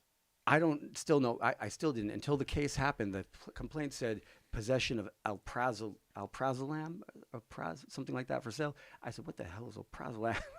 And they said, it's Xanax. I said, oh, okay. That's what she had, huh? Someone brought me one afterwards just to show me what it was. And You had never seen Xanax before? I had never, no. Had you ever represented any other drug cases or drug defendants? Not for alprazolam. Or Xanax? That's the generic name for Xanax, yeah. No, I hadn't done a Xanax case before. Usually pills don't even get charged if you're dealing with bigger drugs like heroin or something. They do. So they arrest you and book you that same day. Yeah. And you post bail. I didn't want to post bail. I stayed in the jail. I had offers. For how long? A couple days. I wasn't going to get out at all until they gave me my speedy trial. I was going to do it all from within as a protest. I was going to stay in the jail and until the case was completed because I was mad. What did you think at that time when you're arrested? I and thought they say for firearms. I thought that Tracy would come to her senses and step up and for the firearms. Well, did you know that she had planted the drugs at that time? I had no idea. What were you thinking when they arrest you and they take you downtown? I thought, this is crazy. I wasn't worried about it. Well, see, I was arrested immediately for on suspicion of firearms distribution. And they didn't say anything about drugs. When I was in the car, they came to me. Tom came to me and said, "Oh, now you're under arrest for possession with intent to sell heroin." I thought, what? Then it woke me up. What? Then I was a little bit worried about it. I said, "What are you talking about?" And then he said, "Well, Tracy says they're not hers." I said, "I didn't say anything about Tracy." What? All the other. I said, "You better ask those girls whose that is, because it's not mine." I had no idea about any of it. I'd never even seen the bag. So, all of the drugs were Tracy's. They were found in your office. Yes. What about the drugs that were found on you?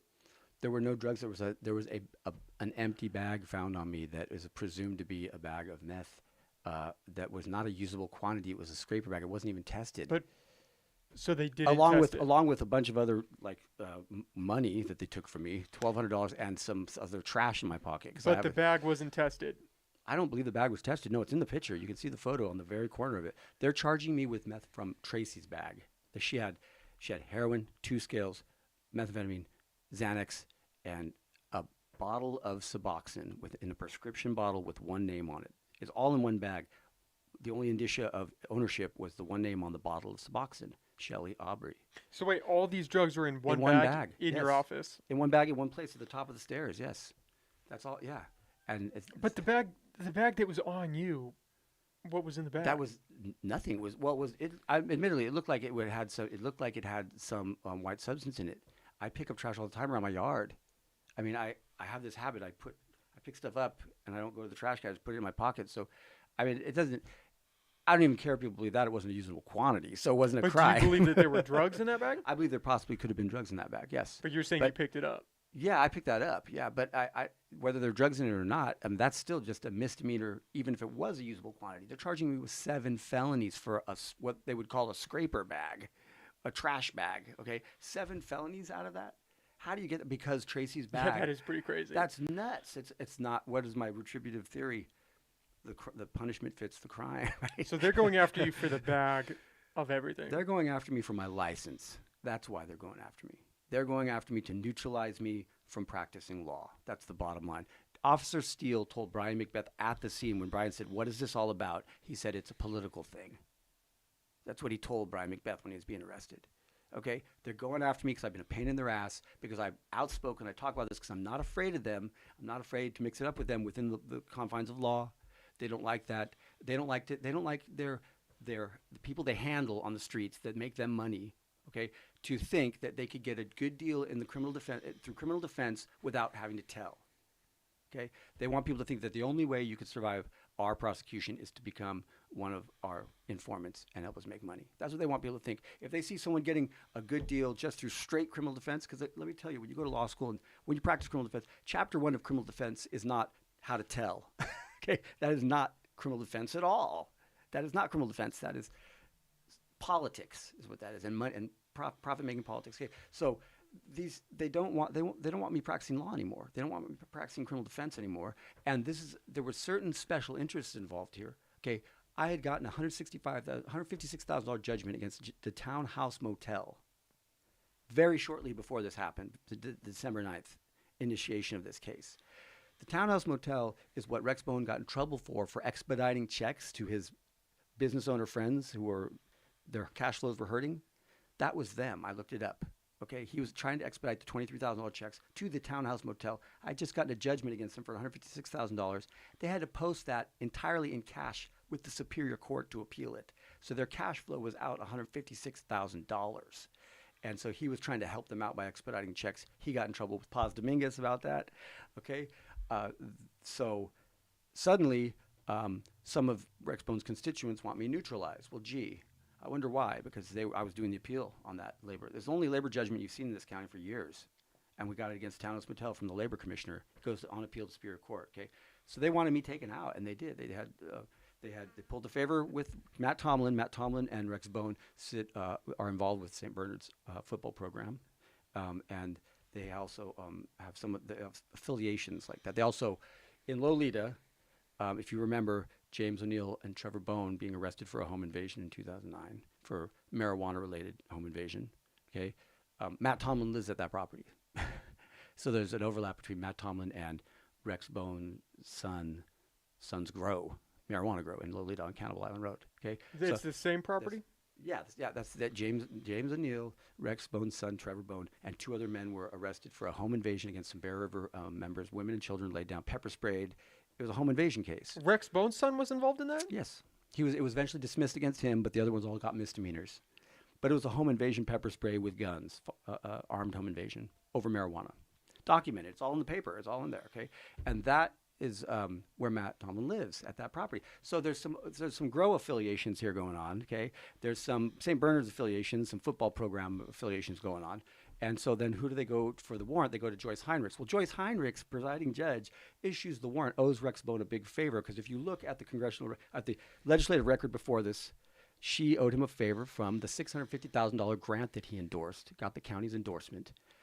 It's called the Family Wellness Program. She was seeking the county's endorsement for her $650,000 grant for the Family Wellness Court, intertribal grant, her and Abby Abernathy. So they go to Rex Bone and say, could you sponsor our legislation? Big judicial violation. Judges are not supposed to be doing any sort of legislative work at all, period.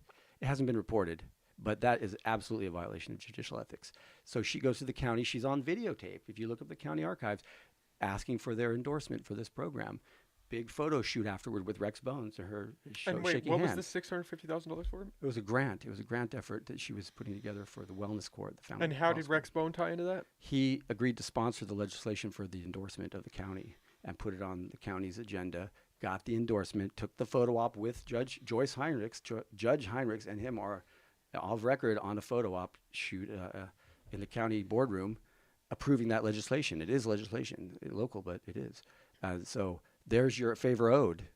And so when they go to her saying, when Matt Thomas says Rex Bone wants this warrant so they can neutralize Michael Acosta, she obliges because she owes that favor too. And the next thing you know, out of 10 informants who never said I was a heroin dealer, ever, never saw a heroin transaction, and never bought a firearm at my house, suddenly I'm being raided for firearms and heroin. I'm over here smiling, not because of your story, but because it almost feels like Rex's name has come up a lot on this podcast, and it has. Sure. He's crooked. Straight up crooked. I think, okay, the townhouse thing, they get reimbursements for homeless assistance, supposedly, the owners of the townhouse, okay? The employee that I sued them for, named Candace Knight. Wait, what is the townhouse program? The Townhouse Motel. Okay, it's a business. It's a hotel. Townhouse Motel gets reimbursed by the county for assisting the homeless. County vouchers for homeless. A hotel does this?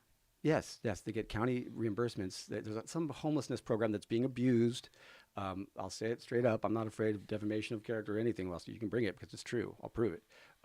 That they get reimbursed for assisting the homeless. Same thing with the Royal was getting these vouchers too before they went out of business, even though they hadn't had a business license for 2 years. What does this assistance look like? Housing? It's cash. Food? Yeah, it's housing. It's you provide a room to this homeless person, and the county gives you money. money. Will reimburse you from some other bigger grant, federal grant or federal. So I didn't know that was going on. That's going on. So that's when Rex Bone was trying to expedite those checks to his Indian friends, he says in the paper, that are business owners of.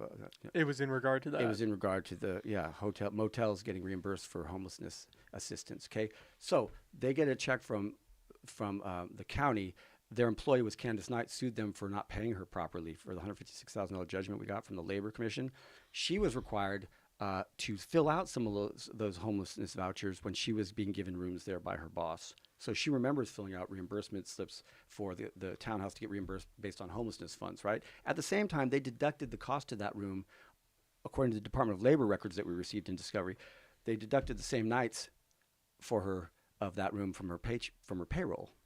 That's where they were justifying not paying her as much, because they were deducting $150 a night or something like that for payroll. Therefore, they were double dipping. Therefore, they're not entitled to the county reimbursement if they're deducting it from her payroll and she's not homeless. She had a home the whole time. They're just abusing a program to get reimbursed. Okay? And this is the group that Rex Bone is trying to expedite their checks for, because they had to put $156,000 cash in an account with the Superior Court to appeal that labor judgment. Now, so it had the effect that they wished. The day of my raid, because of the raid, Candace Knight fired me as an attorney because she didn't think I had a license anymore. So here I'm sitting on a $156,000 judgment against the Townhouse Hotel, and my client fires me from doing the appeal because I got raided and she doesn't think the court will take me seriously now, or that I don't have a license for some reason. I asked her and she said, I just didn't think it was the best thing anymore. And so it goes over to the firm across the street from the courthouse, and they settle it immediately for $100,000 and take 40%, and I get nothing out of it, right, after doing all that work. After you had already set it at 156? The judgment from the Labor Commission was $156,000. I mean, and they settled it within a week and took the $100,000, gave her 60. She gave me 1, and they took 40. And so, and then the townhouse got back 56 at least. But I was going for the whole 156 on appeal because we would have won the appeal. You think you would have locked down I think that number? We had the case just dialed in. So I mean, that was the incentive, and it had the immediate effect of, yes, it knocked me off the case. Unfortunately for them, she found another lawyer to pick it up, and they still were out $100,000, but it got them back $56,000 at least. But that is the timeline all fits, and the conflicts of interest are all there to prove this. It's all on the record. The conflict between Joyce Heinrichs and Rex Bone, it's in the videotape of the county boardroom. The conflict between with Matt Tomlin and Rex Bone exists through the St. Bernard's records, because he sits on the foundation of the St. Bernard's Board Foundation, like to raise money for them, and Matt's obviously the varsity coach, and they're both also alumni at the same time, but they have current fundraising goals, set for the varsity football team through that foundation, and he's posted on their website as a board member of that. Okay, and then there's the affiliation of his known residents, Matt Tomlin's known residents, with Trevor Bone's Grow through that 2009 home invasion case. So all these exist in the media and the public record, all these affiliations. And so, as does the Townhouse connection, because you believe that the Townhouse Motel were the people complaining about me. That was the precipice. They were not. It was not the neighbors. He said that some of the neighbors, I don't know where those people live. They don't live in my neighborhood. They didn't call the police. When you want something done about a criminal behavior in your I don't know why you would call Rex Bone, let alone any county supervisor. You call the police if you have. But to be fair, I could see a situation where maybe they are friends with Rex, and would call him, I guess, maybe. Hey, by definition, it's political lobbying, no matter how you cut it. If you call him instead of the police, you are lobbying for a political solution, not reporting a crime. So the case was started off by political lobbying against me from out the gate. But so you think this was a concerted effort against you? Concerted only by those special interests. But that's a pretty large group of people. You'd have to have 3 people in power that owed favors to each other. 3 people. A cop, Rex, who's obviously a known factor, and Joyce, which is surprising to me, but because Joyce being the judge. Joyce Heinrichs, yes, and of the 3, she is the most respectful and someone who I admire. But I was disappointed to find out that she did this, because obviously there was a favor owed or the appearance of a favor owed from the board videotape of her shaking Rex Bone's hand during the meeting. And it was a photo op for her because he had done a favor for her. And so she agreed to do this photo op. Presumably, she's a salaried person. It was during daytime hours, Monday through Friday. She was on the clock as a Superior Court judge, lobbying the county supervisors for money, for an endorsement for money. And so I didn't even look at that until after the case. I didn't even see that until after. I said, why would she do this? Why would she issue a warrant that had no basis? And there I found it, because she owed a favor to Rex Bone. So this is the reason I ran. It inspired me to run because I mean, there's more to it. There was supposed to be a special master there because it was a law office that was being raided. The state law said it was supposed to be a special master. He was 30 minutes late. Even though it's a law office in your house? Yeah, yeah. She ordered, Heinrich said in the warrant, Special Master Dustin Owens shall conduct the search of the law office to tell them what's confidential, what's not, what's client property, and what's not. They didn't wait for him. He was 30 minutes late. Now remember, it's a 7-day-old warrant. They couldn't wait 30 more minutes for the special master to show up, but they came in 3 minutes after Tracy Nichols showed up to plant those drugs. Did they have an explanation as to why they waited the 7 days? No, they said they were, well, he told me they were waiting for one of their informants to say that there was something at my house, that there was a firearm at my house. So you got it based on, so you got this thing saying I'm imminently a danger to the community, and then there's not enough to go into my house for, so you wait till something comes up. Then nothing came up. I don't deal drugs. I've never been a drug I don't dealer. understand how that works. You don't have to just get another. You have 10 days. Warrant? 10 days usually. 10 days. Yeah. But usually, 10 statistically. days after it expires, you can just 10 you can days still after use you it. obtain it. 10 days out, you have to execute it within 10 days of when it's obtained. Okay. And so they didn't do that. Usually that's used because the person can't be found. I was home the whole week. They saw me that day and followed me. There's no explanation if I'm an imminent danger to society and trading firearms why they wouldn't come in immediately. By and large, the vast majority of warrants are executed the same day they're obtained, if not the next day. But usually immediately. Usually it's a situation where they want to go in immediately. Okay, so they had a 7-day or a 10-day window, and they waited until the seventh day. So it's not that they had the warrant, it expired an additional 7 days, and then they went in. No, it was within the 10-day window. Okay. But it's odd statistically, and it's odd. It's very odd in light of the fact that they didn't wait 30 more minutes for Dustin Owens, the special master, to get there, which was required by the warrant's terms. And that doesn't invalidate the... It may. We're going to file a suppression motion on that. I think it should, because that bag of drugs was, they admit, in my law office, and it in fact was client property. And Dustin was supposed to be there to determine what was client property and what wasn't. And they made that assessment on their own. They went into my office and searched it on their own. They said, well, we weren't going through anything confidential, client property or files. Well, that's the whole point, is you're not trained to recognize that as a law enforcement officer. That's why the law requires a special master to recognize what's client property and what's client file and what's not. And so they didn't wait for Dustin Owens. He showed up admittedly late. They've said that in the record, and that should invalidate the search itself. But I mean, I want a vindication on substance, not procedure. I want them to DNA test the bag, or allow me to DNA test the bag to show that my DNA is nowhere on that bag of drugs or any containers in it. I didn't realize that all the drugs were in one bag. That wasn't anywhere the ones they're online. charging. All the drugs that are related to a sales charge, that are the felony that would take my license, are in one bag. The other thing that could take my license is the maintaining a controlled place for controlled substances. It has to be storage or use. Okay, there's no evidence anyone used any drugs there at that point, and there's no evidence, because they're blaming me for possessing all the drugs, that I'm storing it for a third party. Did you have any other drugs that were not in the bag? No, there was so nothing. All the drugs in the house, in the office, were in that bag. I think they said that I had never seen Ashley. She had just come in with Sarah with that little group of 3. And she was in the bathroom the whole time. When I let the cops in the house, I didn't ever saw her. She was still in the bathroom. Apparently, when she got out of the bathroom, they said she was trying to flush drugs down the toilet. And I was like, not as far as I know, not for me. I mean, I don't think she even knew the cops were there because she was in the bathroom. So she might have had something on her, or I don't know. I didn't even see her. Well, you would hear. I would assume, I've never been a part of a raid, but I would assume that you would be able to hear if the cops are raiding the house that you're in. See, I saw him on the video camera. No, but for her. Oh, yeah. If she was flushing drugs because she thought, oh, shit, the cops are coming. I don't know what she was doing. I don't know what she was doing. She just walked in the house. I hadn't seen her. I never saw her face till. But aside from that, there were no other drugs. Yeah, that would be a simple possession on her part, anyways. It wasn't a large. Because the way you phrased that, it sounded like there were other drugs in the house that weren't pertinent to the case. That's the one caveat, is I don't know what Ashley had in the bathroom. Now, granted, she was never charged, so I have to assume there was nothing criminal, because they didn't charge her, even though she was a strike felon. If she had anything illegal, if she sneezed at him wrong, they could have arrested her. Why was Ashley over? She came with Sarah. She was one of Sarah's good friends from a long time.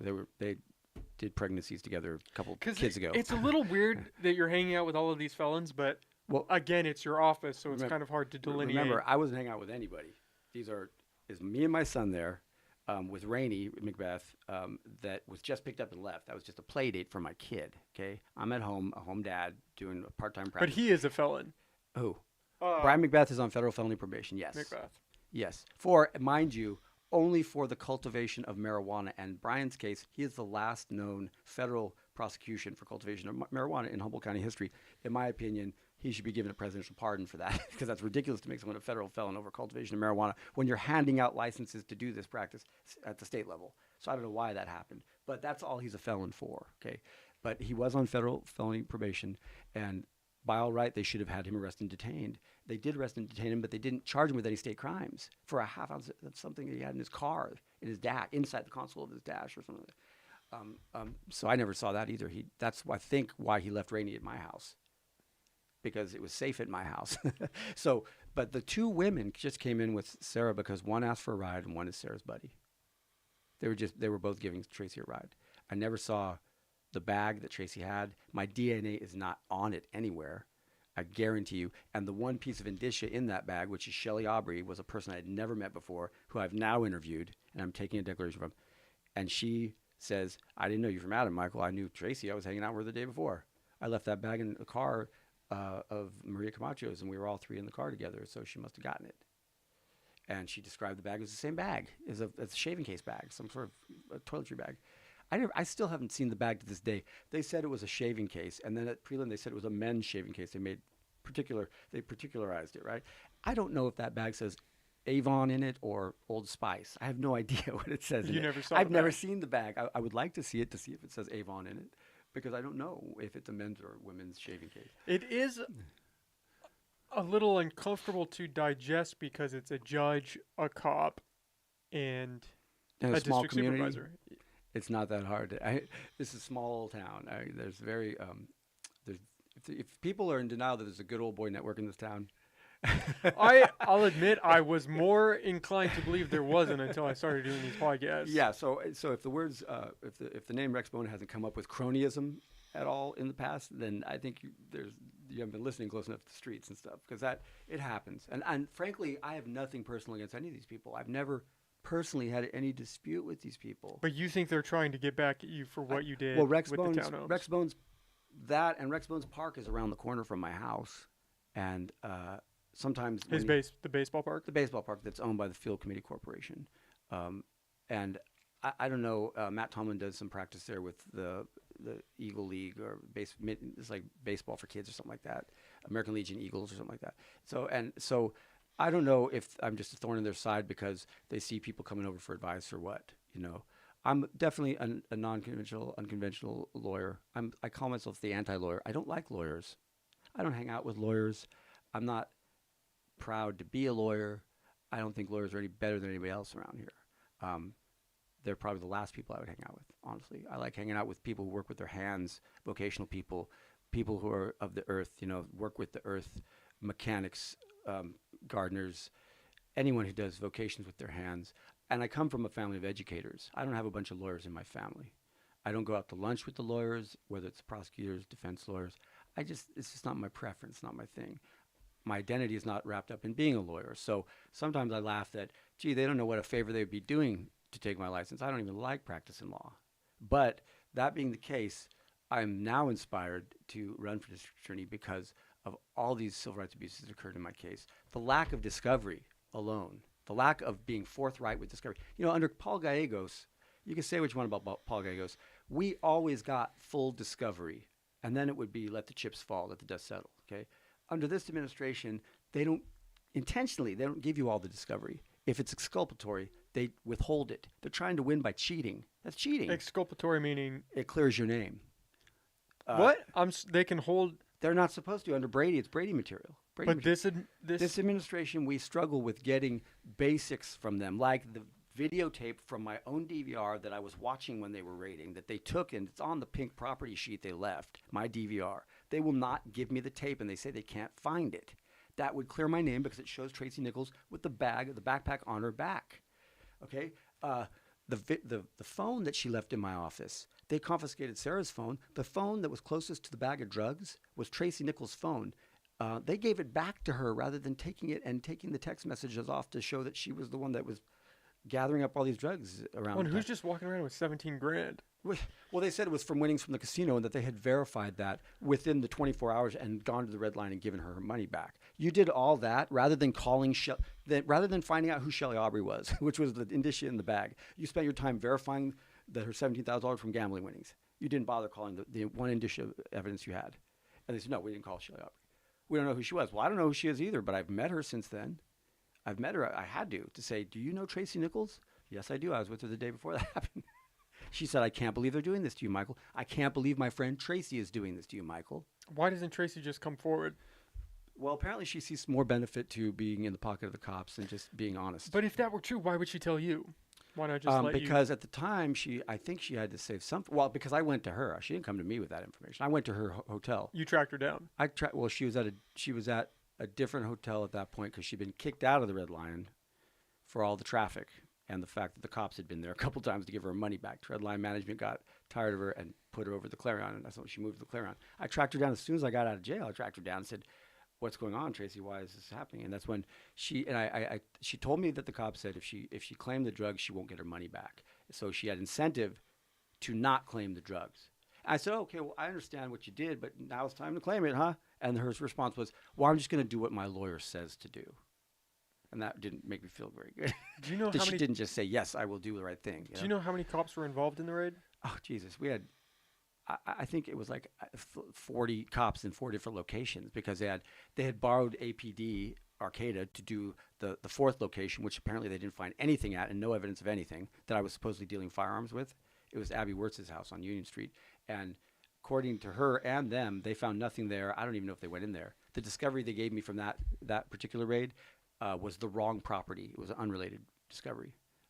So I don't even know if they went in that house, but there was nothing found there. So the allegation of where I would be purchasing firearms or conspiring to distribute, nothing was found there at all. Okay.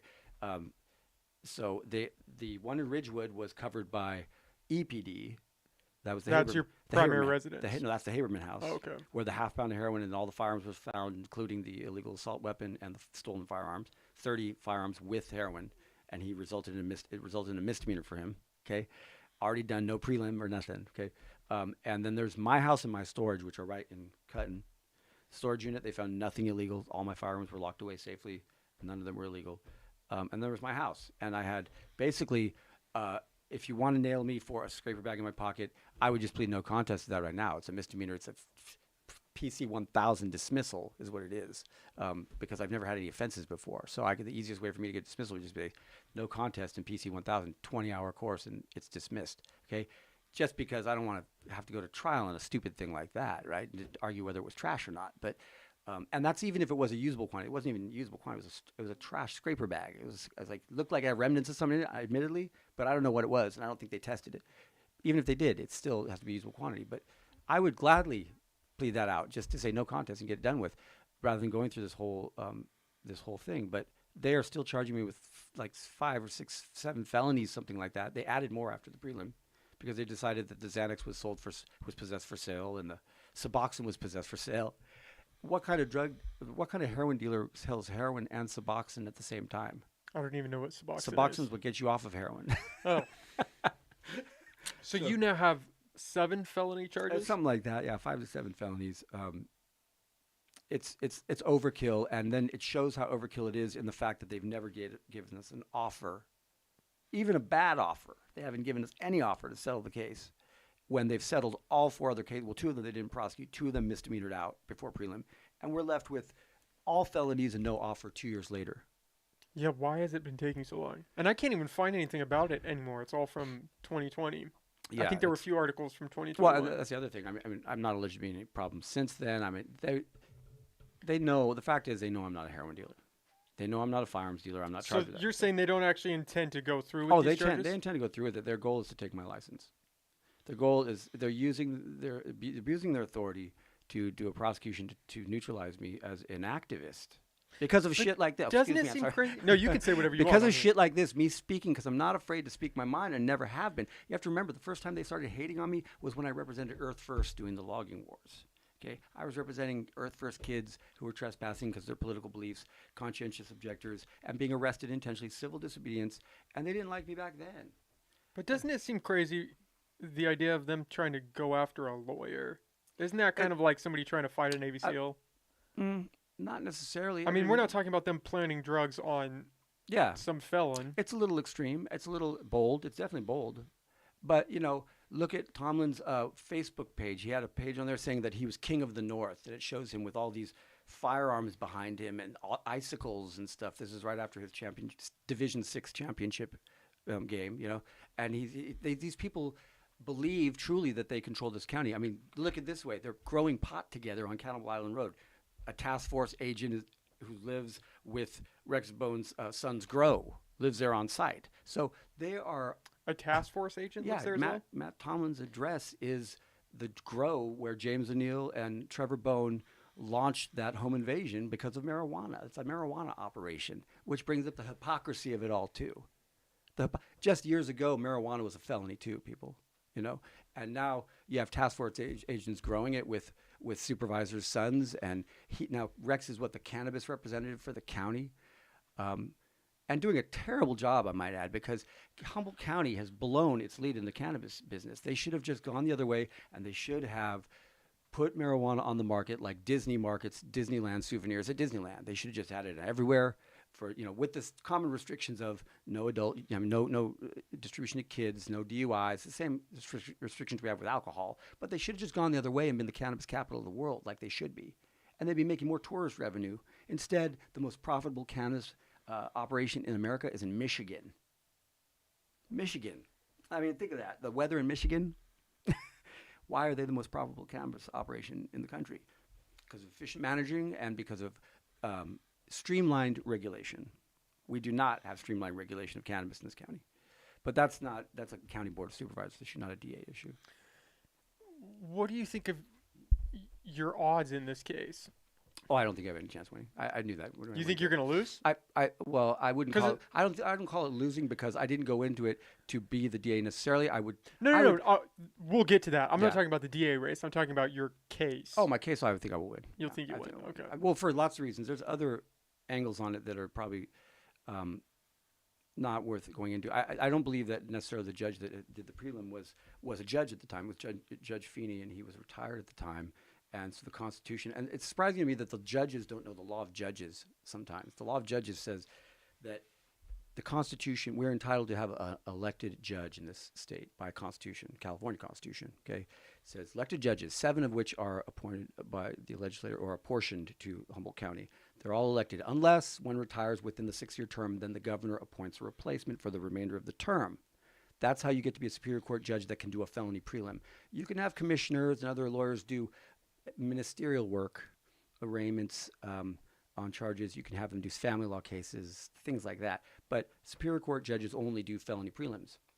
Judge Feeney was retired by 2 years back then. The only other way to become a judge in this county is to have a reciprocal agreement with a county with another active judge of, say, an adjacent county to trade judges when you need supplemental help, which he was not an active judge from another county. Or you go through the assigned judges program of the Judicial Council of California, which is constitutionally mandated council. The Chief Justice of the Supreme Court of California is the chairman of the Judicial Council, and that group appoints supplemental judges. If you go to their website now, the Chief Justice of the Supreme Court of California is saying that she will assign supplemental judges to help courts catch up with the COVID backup. She has an article on it right now. I'm pretty sure she didn't have such an assignment for Judge Feeney at the point where Judge Heinrichs appointed him for all purposes to my case. And so basically I had someone conduct my prelim who was just a civilian like you or me. Retired judge, and he had no judicial authority to hold me to answer. I was illegally committed. That's a 995 motion to dismiss we're going to file. So I have, and then on the facts of it, if they allow me to DNA test this evidence, and or if I have Shelley Aubrey testify saying, I don't know, Michael, I left that in the presence of Tracy Nichols. I'm either going to win at trial, I'm going to win on a dismissal, a suppression, and the trial. That I believe the jury, if my DNA is not on any of the items in that bag, and Tracy's is all over it because they were supposed to collect her DNA when she was arrested, right? Then I think I'd get an acquittal, I would hope. Not having my DNA on any of that stuff shows that I wasn't in possession of it.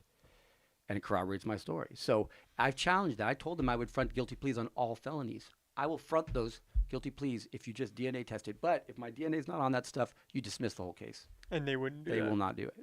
Why did you step down as your attorney? Oh, well, because I had an agreement for discovery of all these things that Jane Mackey was supposed to provide the discovery.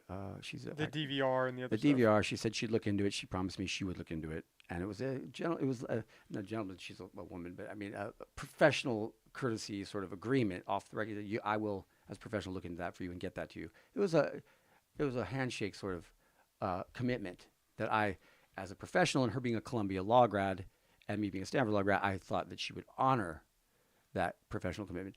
And when it came to trial confirmation, she said, the people are ready to go to trial. And I was like, well, where's the tape that you promised me? Oh, she didn't know anything about it. And I said, you're really going to try to win by cheating and not giving me the discovery?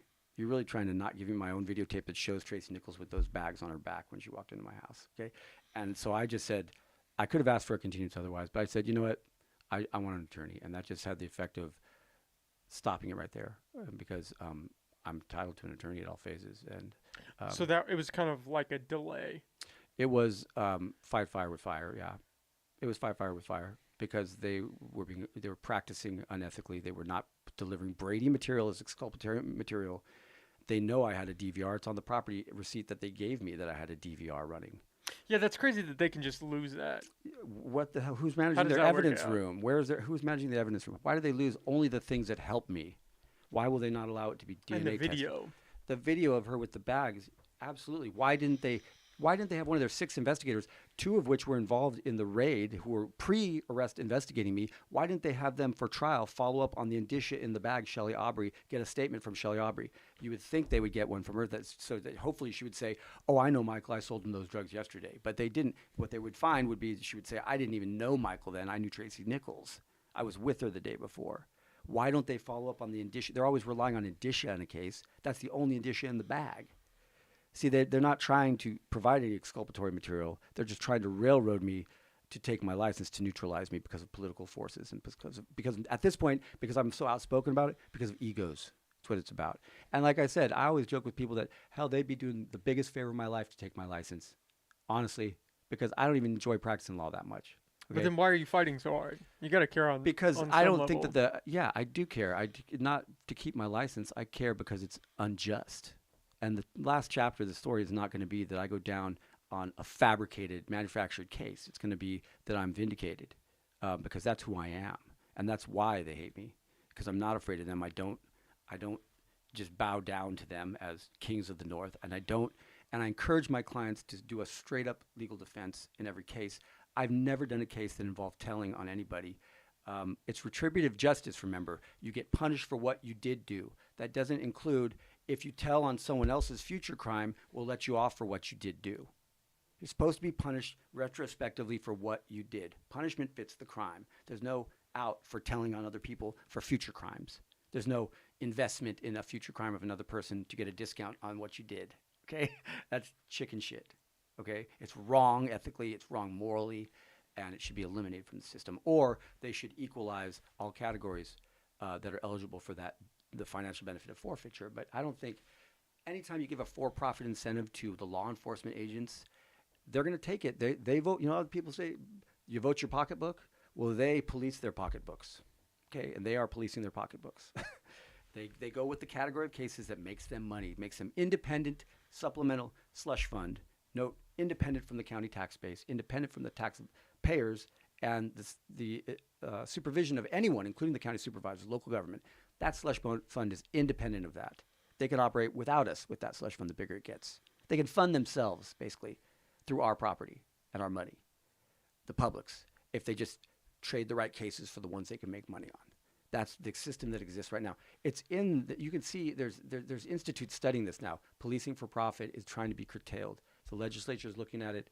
The federal government's looking at it. Recently, the Federal Department of Justice cut off the Drug Task Force from receiving money itself. They said they are requiring it to have a fiduciary. This has just happened this last year. Okay, for the first year, they're requiring them to have a fiduciary. It either has to be the county agency or one of the law enforcement on the team involved, because they are no longer paying money directly to task force because they've realized that the task force take on a government and a life of their own that's independent from any electoral base. They take on, no one regulates them. They consist of all the law enforcement agencies, and the DA's office sits on the board. There's an executive board that meets. I have one document from the county server, if you look it up, Executive Board of Humboldt County Drug Task Force. One document that shows an agenda of theirs during COVID, totally in violation of the Brown Act, where it doesn't have anything posted about what they discuss. And the DA, it shows the DA sitting on the board, which is another sort of violation because the DA cannot be in bed with the cops. The DA has to be representing the people. Has to have a screening function for the people of the state of California. See, if I'm DA, I will begrudgingly, reluctantly, I will do this because I don't really want to go down there the next 4 years every day. But I would represent the people, meaning I don't represent the cops. County council represents the cops. When you represent the people, you want to believe your client. If my client comes in, if the people comes in, the defendant's included in the people. If you tell me one version of the story and this cop tells me another version of the story, unless he has his department-issued video camera on, which he was supposed to be wearing, who are you going to believe? I'm going to believe my client. What effect does that have? It makes the cops wear their body-worn cameras. Did the cops wear any cameras? No. When they raided you? No. Oh, they had one. That one camera. Bernstein had a camera on. He brought me back out to open my safe. They thought they were going to find a bunch of drugs in it. They found my penny collection in my safe, which is I really want back. I'd almost plead guilty just to get that back, honestly, because it means that much to me. It's 3 years of research I was doing on World War II pennies, numismatic value. It's a lot of time I put into that. They took that from me, and they hopefully still have it. But that's all they found in the safe. There were no guns, there were no drugs in my safe, right? But they had one camera on that safe. None of them had body-worn cameras. They haven't even given me the videotape from the safe being opened. They gave it to my co-counsel, my former co-counsel, Anastasia, from it's Sarah's lawyer. I can't remember her name right now. But she showed me some of it, and it shows Tracy Nichols' phone right next to the bag of drugs, right? And it's on. Why didn't they take that phone and say, this is the most likely person that owns this bag of drugs? There's a cell phone sitting right next to it. How is this going to play out if you do win and you do become district attorney? You're going to be prosecuted by your own office? Well, no. So, you mean, if I won the election, then it would be bumped to the Attorney General's office. And I think the Attorney General would look at it and the evidence. And first of all, they'd give me the discovery. And when they looked at the discovery and looked at the declaration from Shelley Aubrey that I'm obtaining and possibly DNA tested, they would be convinced beyond a reasonable doubt that that wasn't my stuff. It wasn't that this Tracy Nichols her DNA is all over it, and she was the nearest to it, and her phone was next to it. It was hers, and that she put it down right as I was going to get the door for the cops. She must have done it then because I never saw the bag. Who's the prosecuting attorney on your case? It's Jane Mackey. And she's a smart lady. She is from Columbia University Law School, so she has some brains, but she's just, I guess, either believes the lies or is in on it. I don't want to. Because I mean, why wouldn't she draw the same conclusion as the Attorney General? I would imagine that the task force hasn't given her all the information. I'd imagine she doesn't have the audacity to demand the information from the task force. She just believes them and says, well, they say they don't have the videotape. What do you mean? Go look at their evidence. I mean, the DOJ would, if they had to, if the FBI was involved, they would go in and find it. Go into their evidence room and find. Someone has to have my DVR. It's on the property receipt. The carbon copy says DVR on it. And they can't even identify where that is. How are they finding? How do they even know which drugs are associated with house if they don't? They didn't even have evidence bags when they came into my house. They used my lunch sandwich bags, my paper bags. They took out of my kitchen, started using them as evidence bags. Very professional. So that is so crazy. How do they know? That? How do they know what came from where if they can't find my DVR in their locker? It's a big black box with digital recordings in it. So I don't know why she's not. I think it's tricky. This is a tricky. You know why? It's a trophy for her. I've always said, look, I'm not a criminal other than a trophy criminal. I'm the one they want to put a feather in their cap and say, I got Michael Acosta. They've tried to do this before. They raided me 10 years ago. Okay, and they tried to get me then for some bullshit, and it didn't work out. So what did they raid you for then? It was pot grow and I can't remember what else, maintaining the place for drug house again, and it was just. I was working full time at Bear River at the point they raided. I was not even there. I was working full time, 60 hours a week at 2 jobs at Bear River, and 2 years later they charged me with the whole raid, and nothing became of it. It was dismissed on motion of the people because it was so old and such obviously a political prosecution back then. That's more evidence that that this is a political prosecution because they did this to me 10 years ago, and Judge Watson, God bless him, made them dismiss it. When I went to court after the intervention, he said, I believe that people have a motion for Mr. Costa. And the one that ran against Maggie Fleming, I can't remember her name now, but she got up and said, people moved to dismiss in the interest of justice. And so they dismissed that because it was filed by Alan Dollison. It was obviously a political attempt to take me out. So the people themselves dismissed it that time. So I got to ask, have you ever done drugs? Oh, yeah. I am a libertarian. I believe I don't believe that drugs are a good thing. I believe when you go to college, or if you don't go to college, it's okay to experiment with things. Okay, consenting adults. I don't have any qualms about saying I'm not going to tell you I didn't inhale. I've tried most drugs, tried them in the past, but I don't recommend them. I don't recommend them. I don't necessarily know now that I'm 51 now, going on 50, 51, almost 52. I'm a different person than I was 20 or 30 years ago. You know, you grow up, and this is what I feel myself off of now in this particular instance, because I'm not an angry person. I'm a very pretty benevolent person. I've worked for the public interest my whole life. I've been a legal aid mentality. My first job review of my year, they said, you need to learn to say no, Michael, because you're just taking too many legal aid cases on.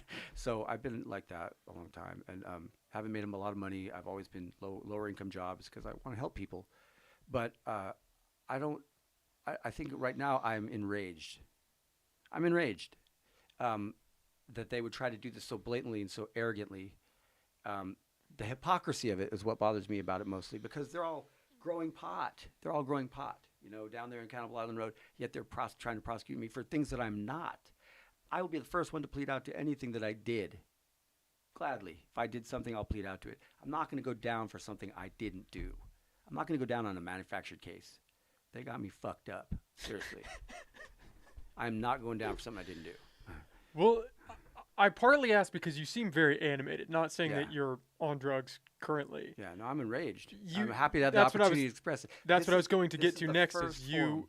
I could also see you being this animated, Yeah. and I have to preface it like this because people that are just watching and aren't in the room here with you, you know, if I was an innocent man in your position, I'd be losing my shit. Yeah, Not saying enraged. I'm not going to make any judgment calls yet on you. Yeah. But if what you're saying is true, Yeah, you'd be enraged. I'd be losing my shit. Yeah. Partly because you know what the truth is. Yeah. And you're trying to tell people who are like, yeah, but the Yeah. cops, the DA's Yeah, office, they're all respectable. the They judge. wear uniforms. They're more credible than you are, right? That's the whole thing. And the jury questioning, we go, does it make someone more credible when they wear a uniform in your mind? You know, is someone who's not And wearing I'm a sure uniform? it's a yes. Oh, they all say, oh, no, I'll judge a uniformed person just as much. I'll give as much credibility as someone who's not wearing a uniform. Yeah, And but do they really? that's a lie. You know that's a lie. See, you called it yourself. That's Yeah. a lie. And they all say that same thing. They're all programmed. It's all cultural programming. Okay, so yeah, I am totally enraged about this. I've been reserved about it to this point. This is the first election venue forum. This is the first time I've seen you this. I've watched a This couple is of the public first forums time you've done. I've discussed my case openly. Surprisingly, it didn't. I was disappointed that it didn't come up more during the campaign debates. I was waiting for them to ask me about the case. I was and surprised it never yeah. came up. So that's why I thought I'm that was weird. glad to talk about it. I instigated talking about it here because I'm running out of opportunities to talk about it, because I am totally enraged by what they've done. And they are the criminals. They even stole my money. Grand theft is $950 or more. Matt Tomlin stole $1,200 from me at the raid. It was in my pocket. There's no follow-up. He says, the police report says a minimal amount of money he had on him. He doesn't remember how much. It was a couple $100, he says, maybe. Well, where's that documented? It's not documented anywhere. It's a couple $100 is a lot of money if you have nothing, right? And their assistant during the raid, Maria Camacho, which is documented in the report, who's another client of mine, but she happened to be there, and they gave her the $1,200, and she will say that. And there were Gave her the $1,200. gave her that was my yours. money and gave it to her, and I never recovered it. And that's supposed to go into evidence. In fact, if they're accusing me of being a drug dealer, why wouldn't they want that in evidence? $1,200. But again, so you've been an attorney for 20 years. Yeah, over 20 years. Have you actively used any drugs during that time? Yeah, I mean, pot got me through law school. Okay, I hate to admit that. Because you went to Harvard. No, I mean, went that to is Stanford Law School. Stanford. Yeah. not But I mean, Harvard, yeah, my bad, I couldn't have Stanford. survived I knew Stanford that. Law I don't know School. why I said I Harvard. used to carry a bong around in my backpack. I remember Tony Serra did a lecture at Stanford Law School for the Federalist Society, and afterwards he was an alumni undergrad, and we went down to the Federalist Society's room and all smoked a bowl of pot.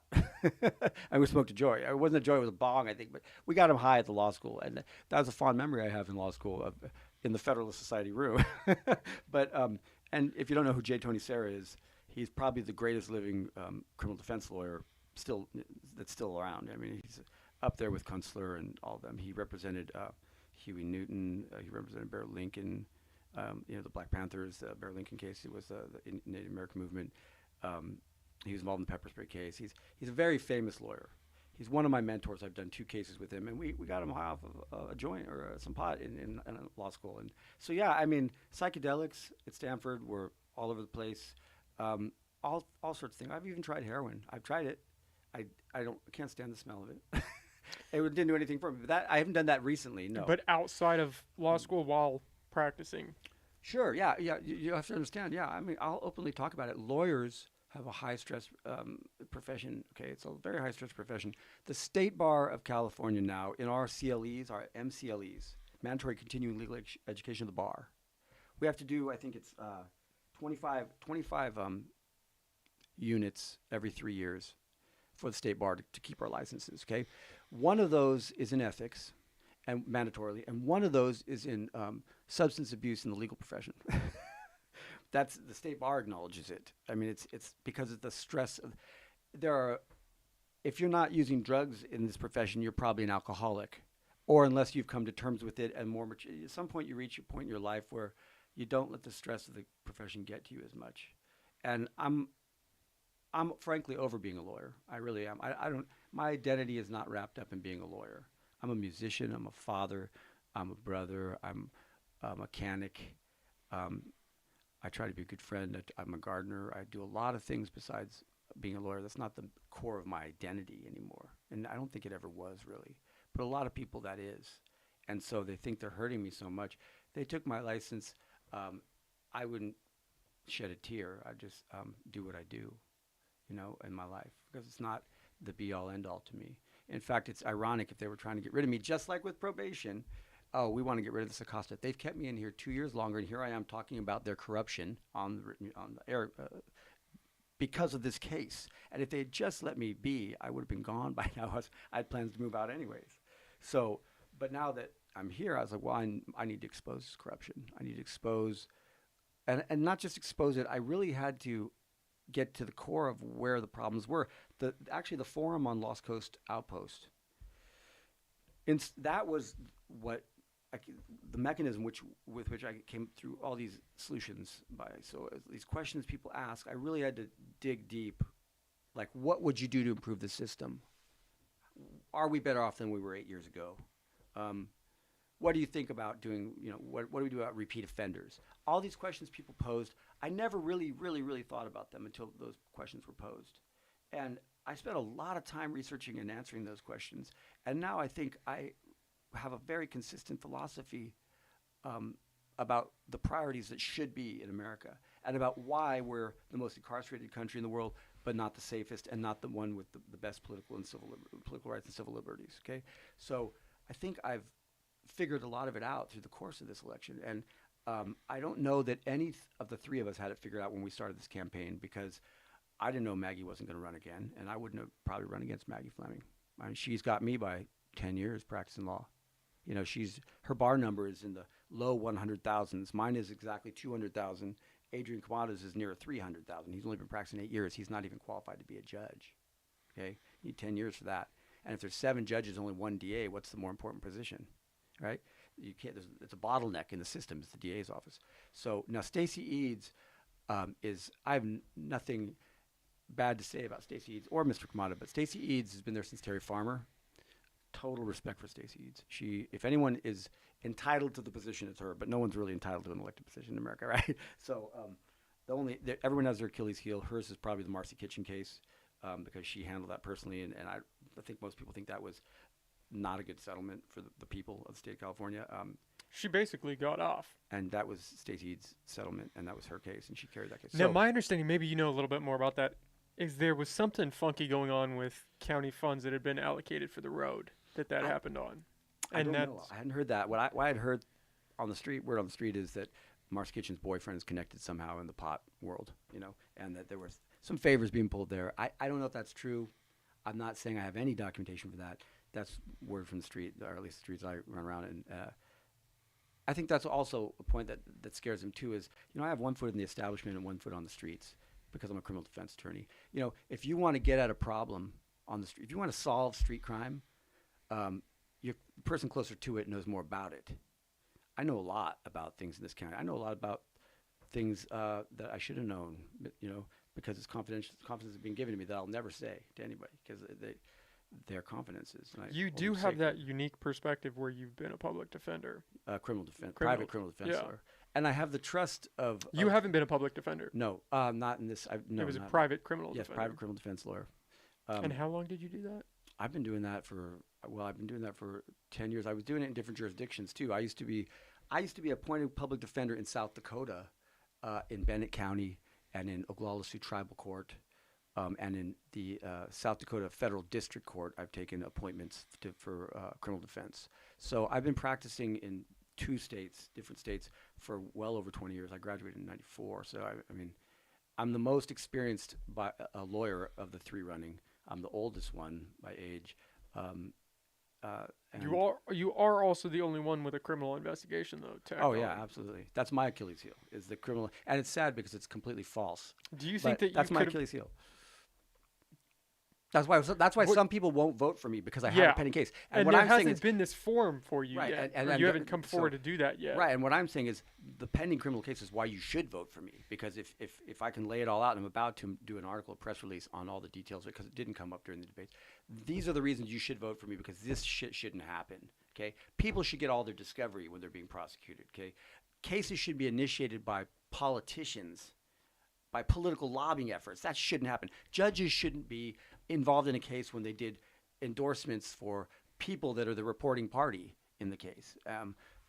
They should be able to follow up on indicia found instead of doing pre-arrest investigations. The district attorney's investigators should be following up on indicia found at the scene of a crime, like the Shelley Aubrey indicia, to see who else would you ask? Whose bag of drug is this? I don't know. Why don't we ask the lady whose name is in it? So well, your case gets uncomfortable because it touches on a lot of realities that we would rather ignore. Yes. Of people essentially planning drugs, which we all know police have done. I mean, that's not a secret. That's happened. It's in the congressional records, everything. I was just looking at that before. We would like to believe that it doesn't happen anymore. Yeah, it happens. I was looking at this 2007 report on confidential informants, where the federal Congress, documents all of that. It said, just a line as a result, the criminal offenders are wrongfully granted leniency, and other individuals are falsely implicated in criminal activity. This is a congressional joint committee making these findings. And if you want to find it's a 2007, I think the date is it's a transcript from a congressional hearing on informants and how civil rights abuses happen and are frequent, are the norm, that people are given leniency in exchange for information which isn't always reliable, and which there are profit motivations involved in, asset forfeiture profit, that talks about that. So this is documented by Congress, documented by the state. The state's curbing asset forfeitures. Some of the other things, like my idea about probation, is not that far-fetched. In eliminating probation, just last year, the California State Legislature reduced felony probation from 5 to 3 years and misdemeanor from 3 to 1 year, in an acknowledgement that probation isn't having the impact that we thought it would have. It's not deterring people. It's just nitpicking them along the way of their lives. Some of these people have a job that now they're allowed to be out, they're given a discount on their crime, and then suddenly they're nitpicked for not showing up or something, and they're put back in the system. It's causing recidivism. It's part of the statistics of recidivism. We should eliminate that. We should do the time for your crime up front. Terminal sentences in every case. Make people, if it's worth putting, remember the whole principle of, you're putting a human in a cage, okay? That's already extreme remedy, right? Human being in a cage, to me, is extreme. If some people's belong in cages for their behavior, let's make them do it up front. Terminal sentences in every case. Not give them a second chance for something that we think they should have been put in a cage for, and then nitpick them for things that they shouldn't have been put in a cage for, like not showing up or peeing dirty or something like that, okay? Let's just get it straight here and be simple about it. Back to straight retributive justice theory. You're punished for what you did, proportionally and equitably. I do have to press a little bit harder on the drugs, just because in doing this, I'm hoping it provides clarity. Yeah. Maggie Wortman. Maggie Wortman, yeah. Wortman. She's my former, my ex-wife. Your ex-wife. Was there any drug use with her at the time? I was separated from her. Are you talking about the time my son died? Yeah. I was not with her when my son died. That's why I wasn't charged. I Okay. was separated from her. That Legally weekend, separated? no, that weekend's a very sensitive subject for me, but I'll talk about it. I know you don't have to. Fact, It's no, I just want to. people will ask about it The if fact that I can talk about it now without breaking down entirely shows some progress, because I couldn't for a long time talk about the subject. Let me put it this way: my dying thought on this planet will be, I'm going to see my son. Okay, that'll be my dying thought. So the fact that I can talk about it now is amazing. But that weekend I was separated by her. I'll say she broke up with me specifically because she was going to have some sort of party. And in retrospect, I guess it was a Friday I saw him last. She told me if I didn't leave her residence at the reservation that she would call the police on me or have me beat up. She made some former allegations against me that were dismissed, so I didn't want to get back involved in that. And the right thing to do was to leave. And if you can't trust your baby's mom with your son, who can you trust? That was the thought that went through my head. And so I didn't just grab him and run, because it was a coldest night of the year and the wind up there was blowing. I remember that windmill just spinning so fast. And so I did the right thing and left her residence at her request, told her that I would file for custody paperwork on Monday to get 50-50 custody. And he died Saturday night in her custody. So I wasn't even present. We were split up. And frankly, not in her defense, she did 6 years, and it is what it is. I walked away from it, so let the chips fall. But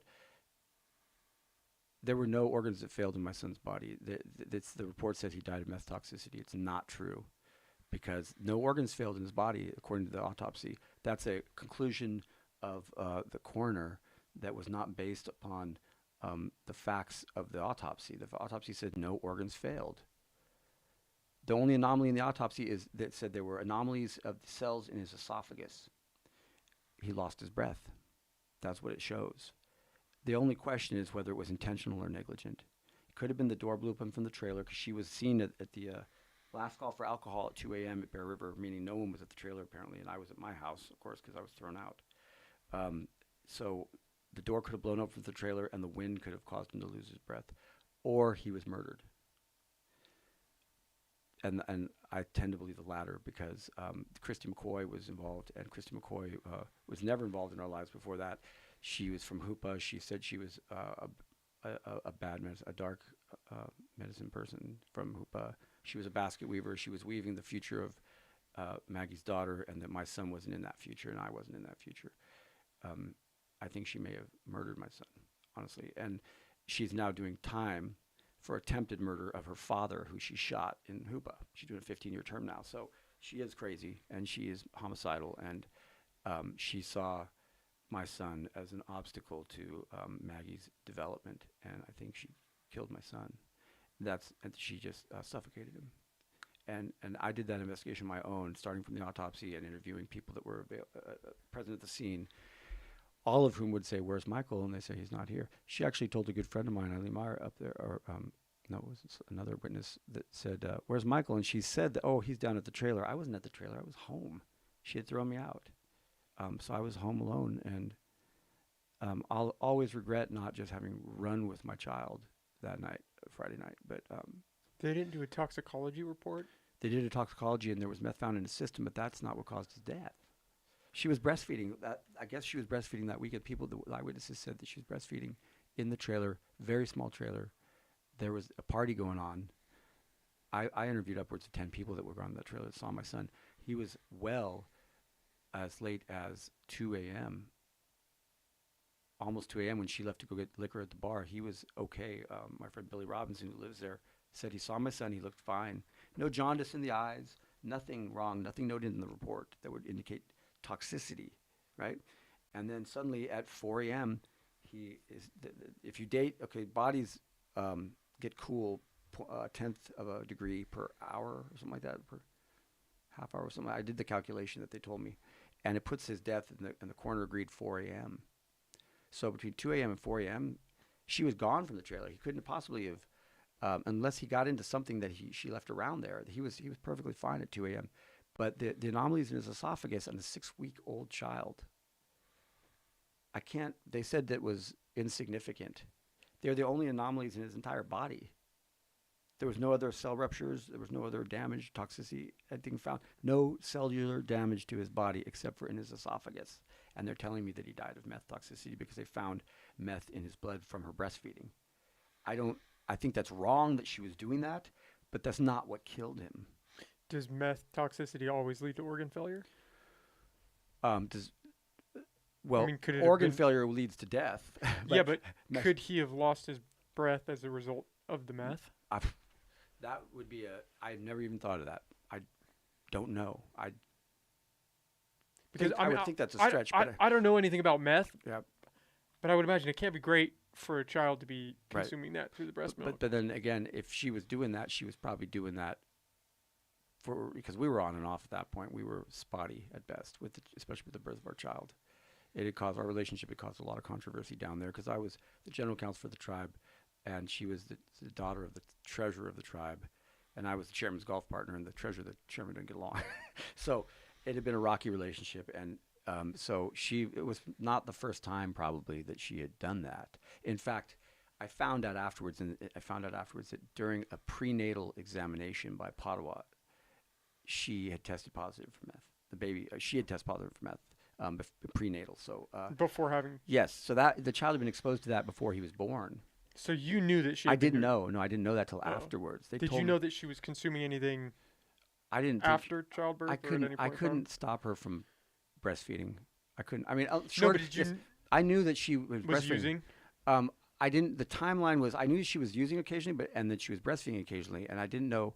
They overlapped. I assumed that they overlapped. I did, but what was I supposed to do? The child was 6 weeks old. I'm trying to save my relationship and do the right thing, and I'm not going to call CWS. I don't believe that's a solution to calling CWS on my own native. And Maggie has a history of her own that's traumatic, very traumatic. She had some things happen to her in foster care when she was very young. And so I was trying to work with her, and I wasn't going to cause a CWS case for my own child, and I didn't know how frequent it was. And so, yes, but that night, the influence of this person that had come into our lives that weekend, Christy McCoy, I didn't feel right about leaving my child, but it was so cold out and so windy, and I was parked in a parking spot such that Maggie probably would have broken my windshield if I had tried to take my child and run, get into the car and safely pull out. Wasn't going to happen from her place. She had broken two of my windshields before in similar circumstances. So I thought the right thing to do was to trust the mother of my child and leave the child with her. And I regret that. I'll always regret that decision. So I should have done something else. I should have gotten arrested over. I should have stayed there and said, I'm not leaving. I could, you always what if. It's a tragedy. You always what if it afterwards. And I've what ifed it for so long that it just, there's no sense to it. I mean, I went to counseling over it, and someone told me that sometimes in life that agreements are made before this lifetime about what should happen in this lifetime, and that's the only way I could even make any sense of it, that somehow, some way, God knows there was some sort of plan behind it, I mean, he did effectively save my life. My two sons, I always say, my first son saved my life. He took a bullet for me because that probably would have been me that she was trying to kill because she was a little bit crazy like that. And Christy McCoy was definitely crazy. She ended up shooting her own father, trying to rob him, and is doing time over it now. So we're dealing with a crazy homicidal person that just entered our life.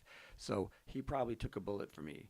And my second son then gave me a reason to live again because I was out at that point. I didn't practice law. I lived in darkness for 2 years in my house. No PG&E. Sat there and wished I would die every night until I met Sarah, and she agreed to have a baby for me.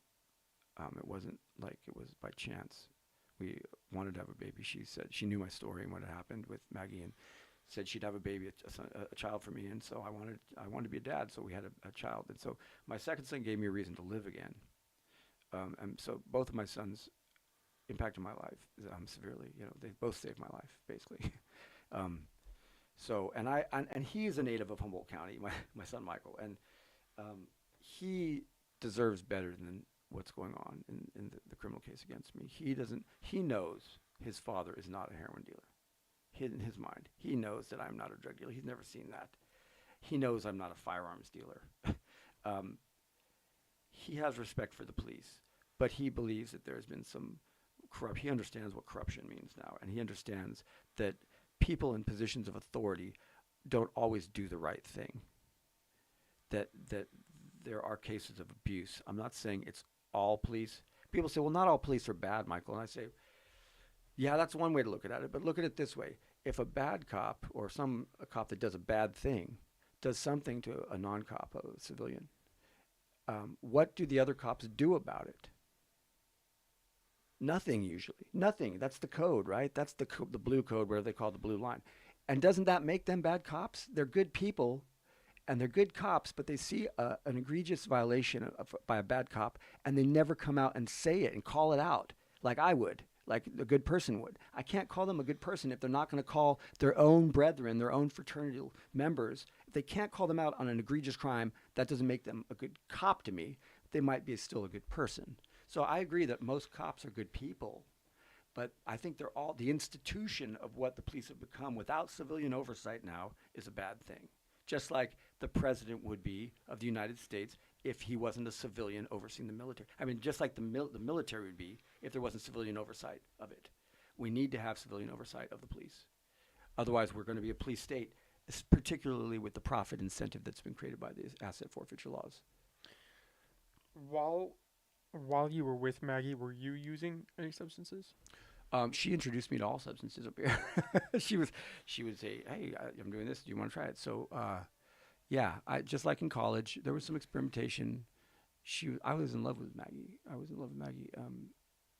And so I followed her lead a lot. But that whole relationship Was pretty toxic. So severely impacted me. It was toxic at times, but it wasn't only toxic. There was some love there, and I think she admittedly, and her friends admitted that she got with me just to play me, just to hustle me because I was a tribe's attorney. But along the way, because I did get robbed during that by her, she robbed my house. She robbed you. She robbed me along with the tribe the same night. Yeah, and there was a lot of people that got impacted by that. It was blatant like home invasion shit. So it was terrible. But along the way, I think she fell in love with me at one point. And so that was a conflict in her mind because she was only supposed to be playing me and hustling me. So, but I was in love with her, and I certainly love my son. He was my pride and joy. And so I mean, I always say I'm half dead, and it's a true statement. If you ever have seen a dead body or found a dead body, let alone your child's dead body. When I went down there to check on him Sunday morning, and to bring the child, the seat, we had an exchange of property going because we broke up. So here's the baby seat, and give me my DVR, stuff. Exchanging property, looked around, didn't see my son. Got her the car seat from my car, left it there, and then she said, "Michael, there's a problem with our son." And I said, "What?" And she said, "Look, he's not breathing." And I said, "Don't fuck with me, Maggie. Don't say things like that." She said, "No, really, look, he's not breathing." And she pulls him out, turns around, and he's got rigor mortis already. He'd been in since 4 o'clock in the morning. I was there at like 7. And she didn't notice until you showed up? She didn't notice. I don't even know where she took him out of. He wasn't on the bed when I went in there. I literally touched his little arm, and he was like this, arm spread out. She claimed that he was breastfeeding on her like this. He was arms spread out like this, rigor mortis, okay? I touched his little body, and I literally felt half of my soul die with him, and half of him came into me. And that's why I'm half dead. I literally felt a split in my person, a split in this energy, and it drained into him, and he came into me, and it left with him. And so I've always said I'm half dead. Nothing's mattered to me material since he died. Nothing. I don't care about money. I'm not doing this for a pay increase. I'm not doing this for my ego. I don't have any ego anymore. I don't care about anything in the world except for my son, my parents, doing the right thing, and like I said, my last thought will be I'm going to see my son when I die. So I'm not doing this for any egotistical reasons or money reasons. I'm doing this because of an injustice, and I feel it's one of the things I could do that could give meaning to my life in correcting some of this. And I think not only for my personal vindication, I think I have some ideas and solutions that would make American justice and the system of American justice what it should be. And that's why I'm running. I'm genuinely running because I have the solutions. They are, like as you said, doesn't that seem a little extreme or outrageous? But they're not. If you really think outside the box, because if you're in the box is broken right now. The box is broken. And so you have to think outside. The issue of exile, exclusion, sounds way out of the box, right? It is, but it's common sense. Communities have done it for years, eons, I mean, eras. King of England did, it's an old solution. It almost makes too much sense to be part of the system. Confiscation as a policy for, let's go back to common law crimes. I wanted my son, when I'm dead, because I'm 52, my baby's mom's a little younger than me. That was intentional because I wanted my son to have a parent around when he's older. And I'm having kids when I'm, 48, for late 40s, right? So my dad had me when he was 26, and he's still around for me. So I was worried that my son wouldn't have a parent around when he's older. And so I had a child with a younger woman so that she would be around. And I want him to have a better life. I want him to have a better community. I don't want him to feel intimidated by the police. I don't want him to feel like he can't be who he is and speak his mind and work for justice and work for fairness in America. I don't want to have him move to Portugal or Greenland or one of these countries that are coming out of the dark era, the dark ages of criminal justice, which is what we're still in, and putting humans in cages for merely possessory offenses. It doesn't make any sense. I don't want my son to grow up in a world like that. If Maggie Fleming wasn't running and this hadn't happened to you, would you still have thrown your name in the race? I don't think I'd run against Maggie Fleming out of respect. But if she wasn't running wasn't, this had not happened to you with your case? If this hadn't happened with my case, I would probably be in Maui, right? You'd find me in Maui right about now. Honestly, I'm like I said, I'm over being a lawyer. So you were ready to start buttoning this up. I was ready to start. I was ready to leave the state, possibly the United States. But most likely I was going to do some time in Maui. I have a life as a musician. I have a life as a family member. I want to show my son some things about the world and growing up. I want to spend as much time as I can with him. I'm sacrificing that to be here right now. For example, I would sacrifice that to be the DA for Humboldt County for 4 years. I would only be a one-termer because I'm not willing to give up much more than that. But I do have a lot of solutions and a lot of experience in my mind, and I would, in fact, benefit the system. And it wouldn't be in a cursory sort of way. We would make historic changes, big changes, in line with what Portugal has done, what Germany has done.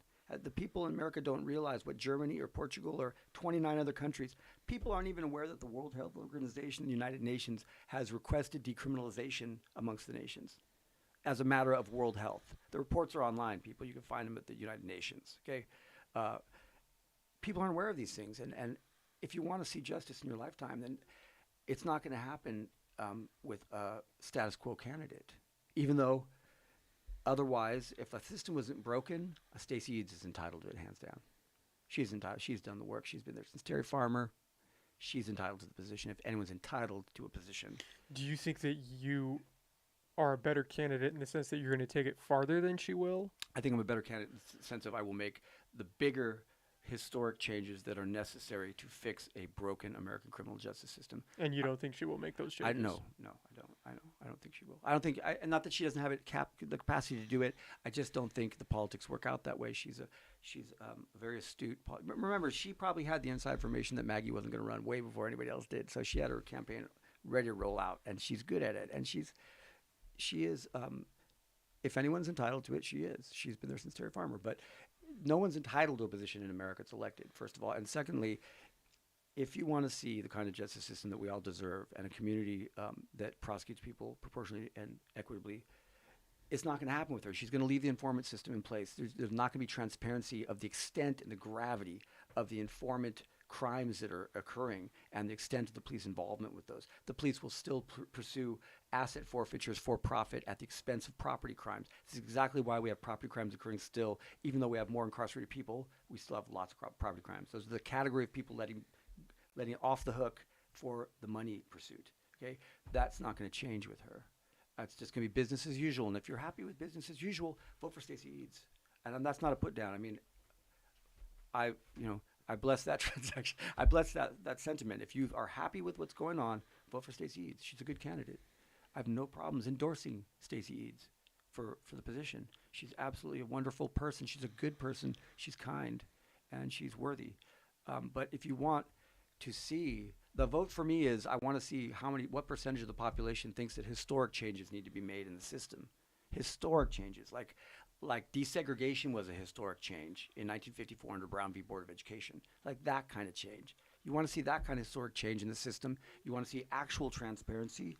You want to see actual fairness. You want to see criminals behind bars up front, terminal sentences without probation second chances, theoretical second chances that just keep them in a pattern of recidivism, really. You want to see an end to possessory crimes insofar as they don't endanger the community, similar to what marijuana legalization is doing, but just decriminalization, confiscation policies, putting social services back in the medical offices and the social service agencies, and keeping the DA's office as a lean, mean jail machine for the people that need to be put, for humans that need to be put in the cages. You send them through the DA's office. We're not going to be monitoring their rehabilitation efforts in court anymore. We're going to be putting people in cages that need to be in cages. And I'm not let everybody out of the jail candidate. I am put people in jail that need to be there and keep them in there longer if they need to be kept in longer.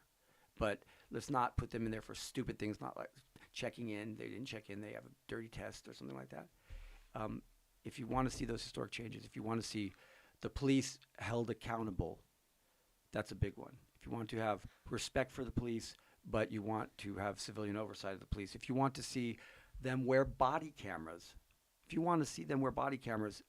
you should vote for me, because I have a plan to make them wear body cameras. It's the presumption of civilian credibility, and it's an axiom of the presumption of innocence. If a defendant says it happened one way and the police say it happened a different way, I'm going to say, where is your body-worn camera? And if they don't have it, I'm going to tend to believe the civilian, because that's the people, and that's who I represent. Okay? That will force them to wear their department-issued body-worn cameras in almost every case, which will in turn will allow the courts to free up time. Most of the time in court, we're arguing about facts that could have been resolved with a video camera. Like 60% of the time in court, that's what we're doing, right? So if they just wear their camera, we go to, as a criminal defense lawyer, if they have it on camera, I go, hey, they got you on camera. You need to plead this out. Or, hey, it shows that you didn't do it. They should be dropping the case, right? That's most of the waste of time in court, is resolving facts. So I'll be honest. Prior to sitting here and actually talking with you, it seemed like the race was really between Kamada and Eads. I don't think you really get a feel. I knew of you in a cursory glance of, okay, this guy's running for DA. He also has these felony charges. Right. And it just doesn't seem like your side is really out there. How do you feel about your chances going into this race because of that? That's the other thing I'm trying to change, and to show people I can't change this, because it's not something the DA can do. But what I'm trying to do is run by example. Okay, I was a political science major at Stanford. I follow politics mostly. I don't believe in campaigning the way American politicians do. I don't believe that the traditional formula is raise money in a war chest, make some signs, get your name out there, and by osmosis of name recognition, you win the campaign by how many signs you have that don't say anything substantive. They just say, vote for me, basically, right? And it's a completely money-based, psychological mindfuck approach to campaigning and politics in America. And I don't believe in it. I want to change that. I'm running grassroots. I have no money invested in this thing. I have no signs around town. There's a few people wearing T-shirts that say vote for Michael. They'll have custom slogans that they made up themselves. Okay, they're custom T-shirts that they had made. Okay, I don't have any endorsements. I'm not seeking any endorsements. But at the same time, I'm not in anyone's pocket. I don't owe anyone any favors because they contributed to me. The campaign should be about solutions, experienceability and solutions mostly. Not about name recognition, endorsements, how much is in my war chest, fundraising. That's a bunch of bullshit. It's a bunch of bullshit. It's not what makes the man or the woman. It's not what makes the It's a person. bunch of bullshit, but it kind of works. It works, and that's why I'm going to That's lose. the problem. So you think you're going to lose? Oh, I never thought I was going to win. I'm trying. This is an educational campaign to show people that there's a different way to go about politics. But isn't that kind of like screaming into the void? Uh, By saying, "Hey, yeah, we no. could be doing things No. better, and we could make No. a change." But Well, it's like saying Jesse Jackson never should have run for president, or Ralph Nader should have never run for president. I mean, they were trying to do what they could as a single, small, meek, humble person to educate for a future generation. And maybe that's all this is about. I didn't expect to get. I said I'd be happy. I was looking, and Ralph Nader got 6% of the vote. Jesse Jackson got 18% of the vote. Okay, I look at these things. I know these politics. I knew the numbers of this election better than the other two candidates out the gate. The numbers meaning, how many votes did Maggie Fleming win with last time? 24,000. How many actually voted in the election last time? 32. So 1/4 of those that participated in the election didn't vote for Maggie Fleming, and she ran unopposed and got 24,000 votes. Okay, overall, 132,000 people in the county, 106 to 108,000 that are eligible to register, with about 80,000 registered last I checked. That means there's about 50,000 registered disenfranchised people, disenfranchised voters who didn't bother voting because they didn't think it would make a difference. that's a lot of people. A lot of people. And I figured if I can reach those people that are disenfranchised, the politically disenfranchised, the people that have been abused by the system, the people that don't think that their vote would make a difference, if I could reach them, and if I could get what the Reverend Jesse Jackson got, or even Ralph Nader, 6%, 18%, that's a victory for me. More, in my own life, that's a victory for me to stand up and say, the big fuck you. You know what? Fuck you. You're going to prosecute me. I could be your boss. I'm qualified to be your boss. Okay? I'm qualified and experienced enough to be your boss. Fuck you if you don't like my solutions because you're not ready for them. 10 years from now, that's the way America's going to go. When we finally look at what Germany and Europe's doing and what the World Health Organization is saying to do, that's hopefully the way America goes. Maybe it's not me that makes that change, but maybe some people will say, hey, Michael Acosta proposed that a long time ago. He said the same thing. My mom always says that about me. She says, Michael, you were talking about sustainability back before that was like a politically correct term to use. Back in the 80s, you were talking about ecological sustainability, and now everybody's talking about that. So maybe I'm 10 years ahead of my time. I don't care. I might not be around 10 years. You never know in life. So I'm doing this out of my own conscience, and I tell people, vote your conscience. If you want status quo, if you think things are good, vote for Stacey Eads. No disrespect to Mr. Kamada. She's just got the experience. She's if anyone's entitled, she's entitled. That's my common line I say. Me, for myself, you want to see historic changes in the system. Because remember, the elected DA doesn't litigate the most cases, doesn't do all the murder cases. Maggie didn't do any of the murder cases, I don't think, okay? You're not voting the best litigator. You're not voting the person who does the most cases in the office. You're voting for someone to set policy and priorities in prosecution for criminal justice. You're voting to decide what priority is which category of crimes do we put people in cages over? And which ones should we just say, those are social service issues? You are voting for transparency in government, honesty and integrity in government. Stacey has the integrity. Mr. Kamada has the integrity. But again, do you want to see Brown v. Board in your lifetime? Do you want to live, if you were a segregated student in 1952, did you want to see historic changes in education, right? Do you want to see those historic changes in criminal justice in America? And now's the time to do it, because there might not be another, I might not run again, there might not be another Michael Acosta comes around with my credentials and experience who has one foot in the streets and one foot in the institution of the court that will make these changes and spearhead them and deal with the backlash over it. Because if I was theoretically elected, there will be backlash, just like Chesa Boudin is going through in San Francisco. He's being recalled. He's being recalled. And I expect there to be backlash if I was elected. That's natural when historic changes are happening. It happened during Brown v. Board when they desegregated schools.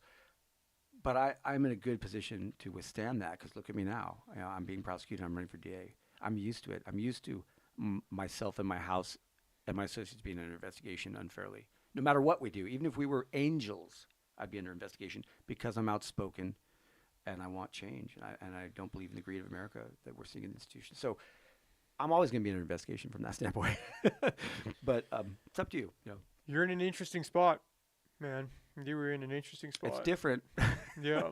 than what you normally see, and there's no precedent. But rest assured, if I was elected and being still prosecuted, it would be mandatorily ethically bumped to the Attorney General's office. And I have no doubt in my innocence, so I'm not really that worried about it. Yeah, I don't know. I mean, crazier things have happened, right? Yeah. It will be interesting to see what happens June 7th. You know, I think most people have already voted the elections. So other than Yeah, I haven't Okay. voted. I haven't Okay. voted. So- Yeah, I it's still a gotta strange fill mine election. That's the other thing. Okay, so there's two things that are going on. Anyone out of custody can vote, whether they're a felon or not. The felons in this county number more than half of 24,000. They're probably 12, 13,000. They alone could hand the election to someone, okay, if they voted. If they knew they could vote, they don't know they can vote, some of them. 2 years ago, they changed the California Constitution to allow parolees to vote. So literally, anyone out of custody can vote. Even the people in custody can vote if they're only there on pretrial detention, okay? Not that they can get mail-in ballots. The other factor is it's an all mail-in ballot, virtually all mail-in ballot. Used to be you had to request a mail-in ballot. Now they're mandatorily sending it to you as a COVID thing or something like that. You can go in and vote in person if you bring your mail-in ballot in on the 7th. But by and large, this election is going to be decided by June 7th. The people that were staunchly had their minds already made up. Kamada, Stacey Eads, or Acosta voters have already sent their ballots in. This election comes down to the undecided voter, and not only the undecided normal voter, but the disenfranchised normal non-voter. The 50,000 that didn't vote that were registered to vote last time. And if I can reach some of them and say, you know what, it's worth your time to vote if you want to see Brown v. Board in the analogy in criminal justice system. Because I promise you I will make those changes. I promise you I'm not looking for a pay raise or to be a long-term district attorney. It'll be a one-time, one-term deal because I got my own life to live. Okay, I don't want to be the DA forever, and I don't want to be a lawyer forever. But I will do this for this community, which it was the marijuana capital of America, which was considered the gateway drug of all the war on drugs since the Reagan era, since Nixon, who started the war on drugs. Mind you, Nixon's speech that started the war on drugs was supposed to be to help veterans of the Vietnam War. That's what he was referring to. As they came home from Vietnam, he said, we need to commit ourselves to a war on drugs to help the veterans of America adjust back in America. That's what it was supposed to be about. And it's been taken way off course to a for-profit venture, okay? If you want to see all that ended and reversed and get back to fairness and transparency in America, then now's time. Now's time, people, because I guarantee you there's not going to be another me in the next election. I can't guarantee you. Probably not. It's going to be another me. Okay, well, we've done 3 hours. Unfortunately, I got to get out of here. Yeah. Where can people find you? Where can they find your campaign if they're still trying to figure out who to vote for? What information to dig local from? elections, I've answered 23 out of 23 questions posed. If they have any more questions, they can pose them. I've done my best to research. Honestly, I didn't give lip service to the answers. Let's put it that way. Any question asked, I legitimately researched it, considered it, and wrote an answer to. I can be reached by email at Michael_Acosta@protonmail.com. Again, I don't have a campaign headquarters because I can't afford one. So I didn't try to raise money for one, I should say. And other than that, vote your conscience. I really want to see an increase in voter participation. That would be a victory, too. So God bless. Okay, well, Michael, thank you, man. I really enjoyed talking with you. I appreciate that. I'm glad we could get this out there. Enjoy being here.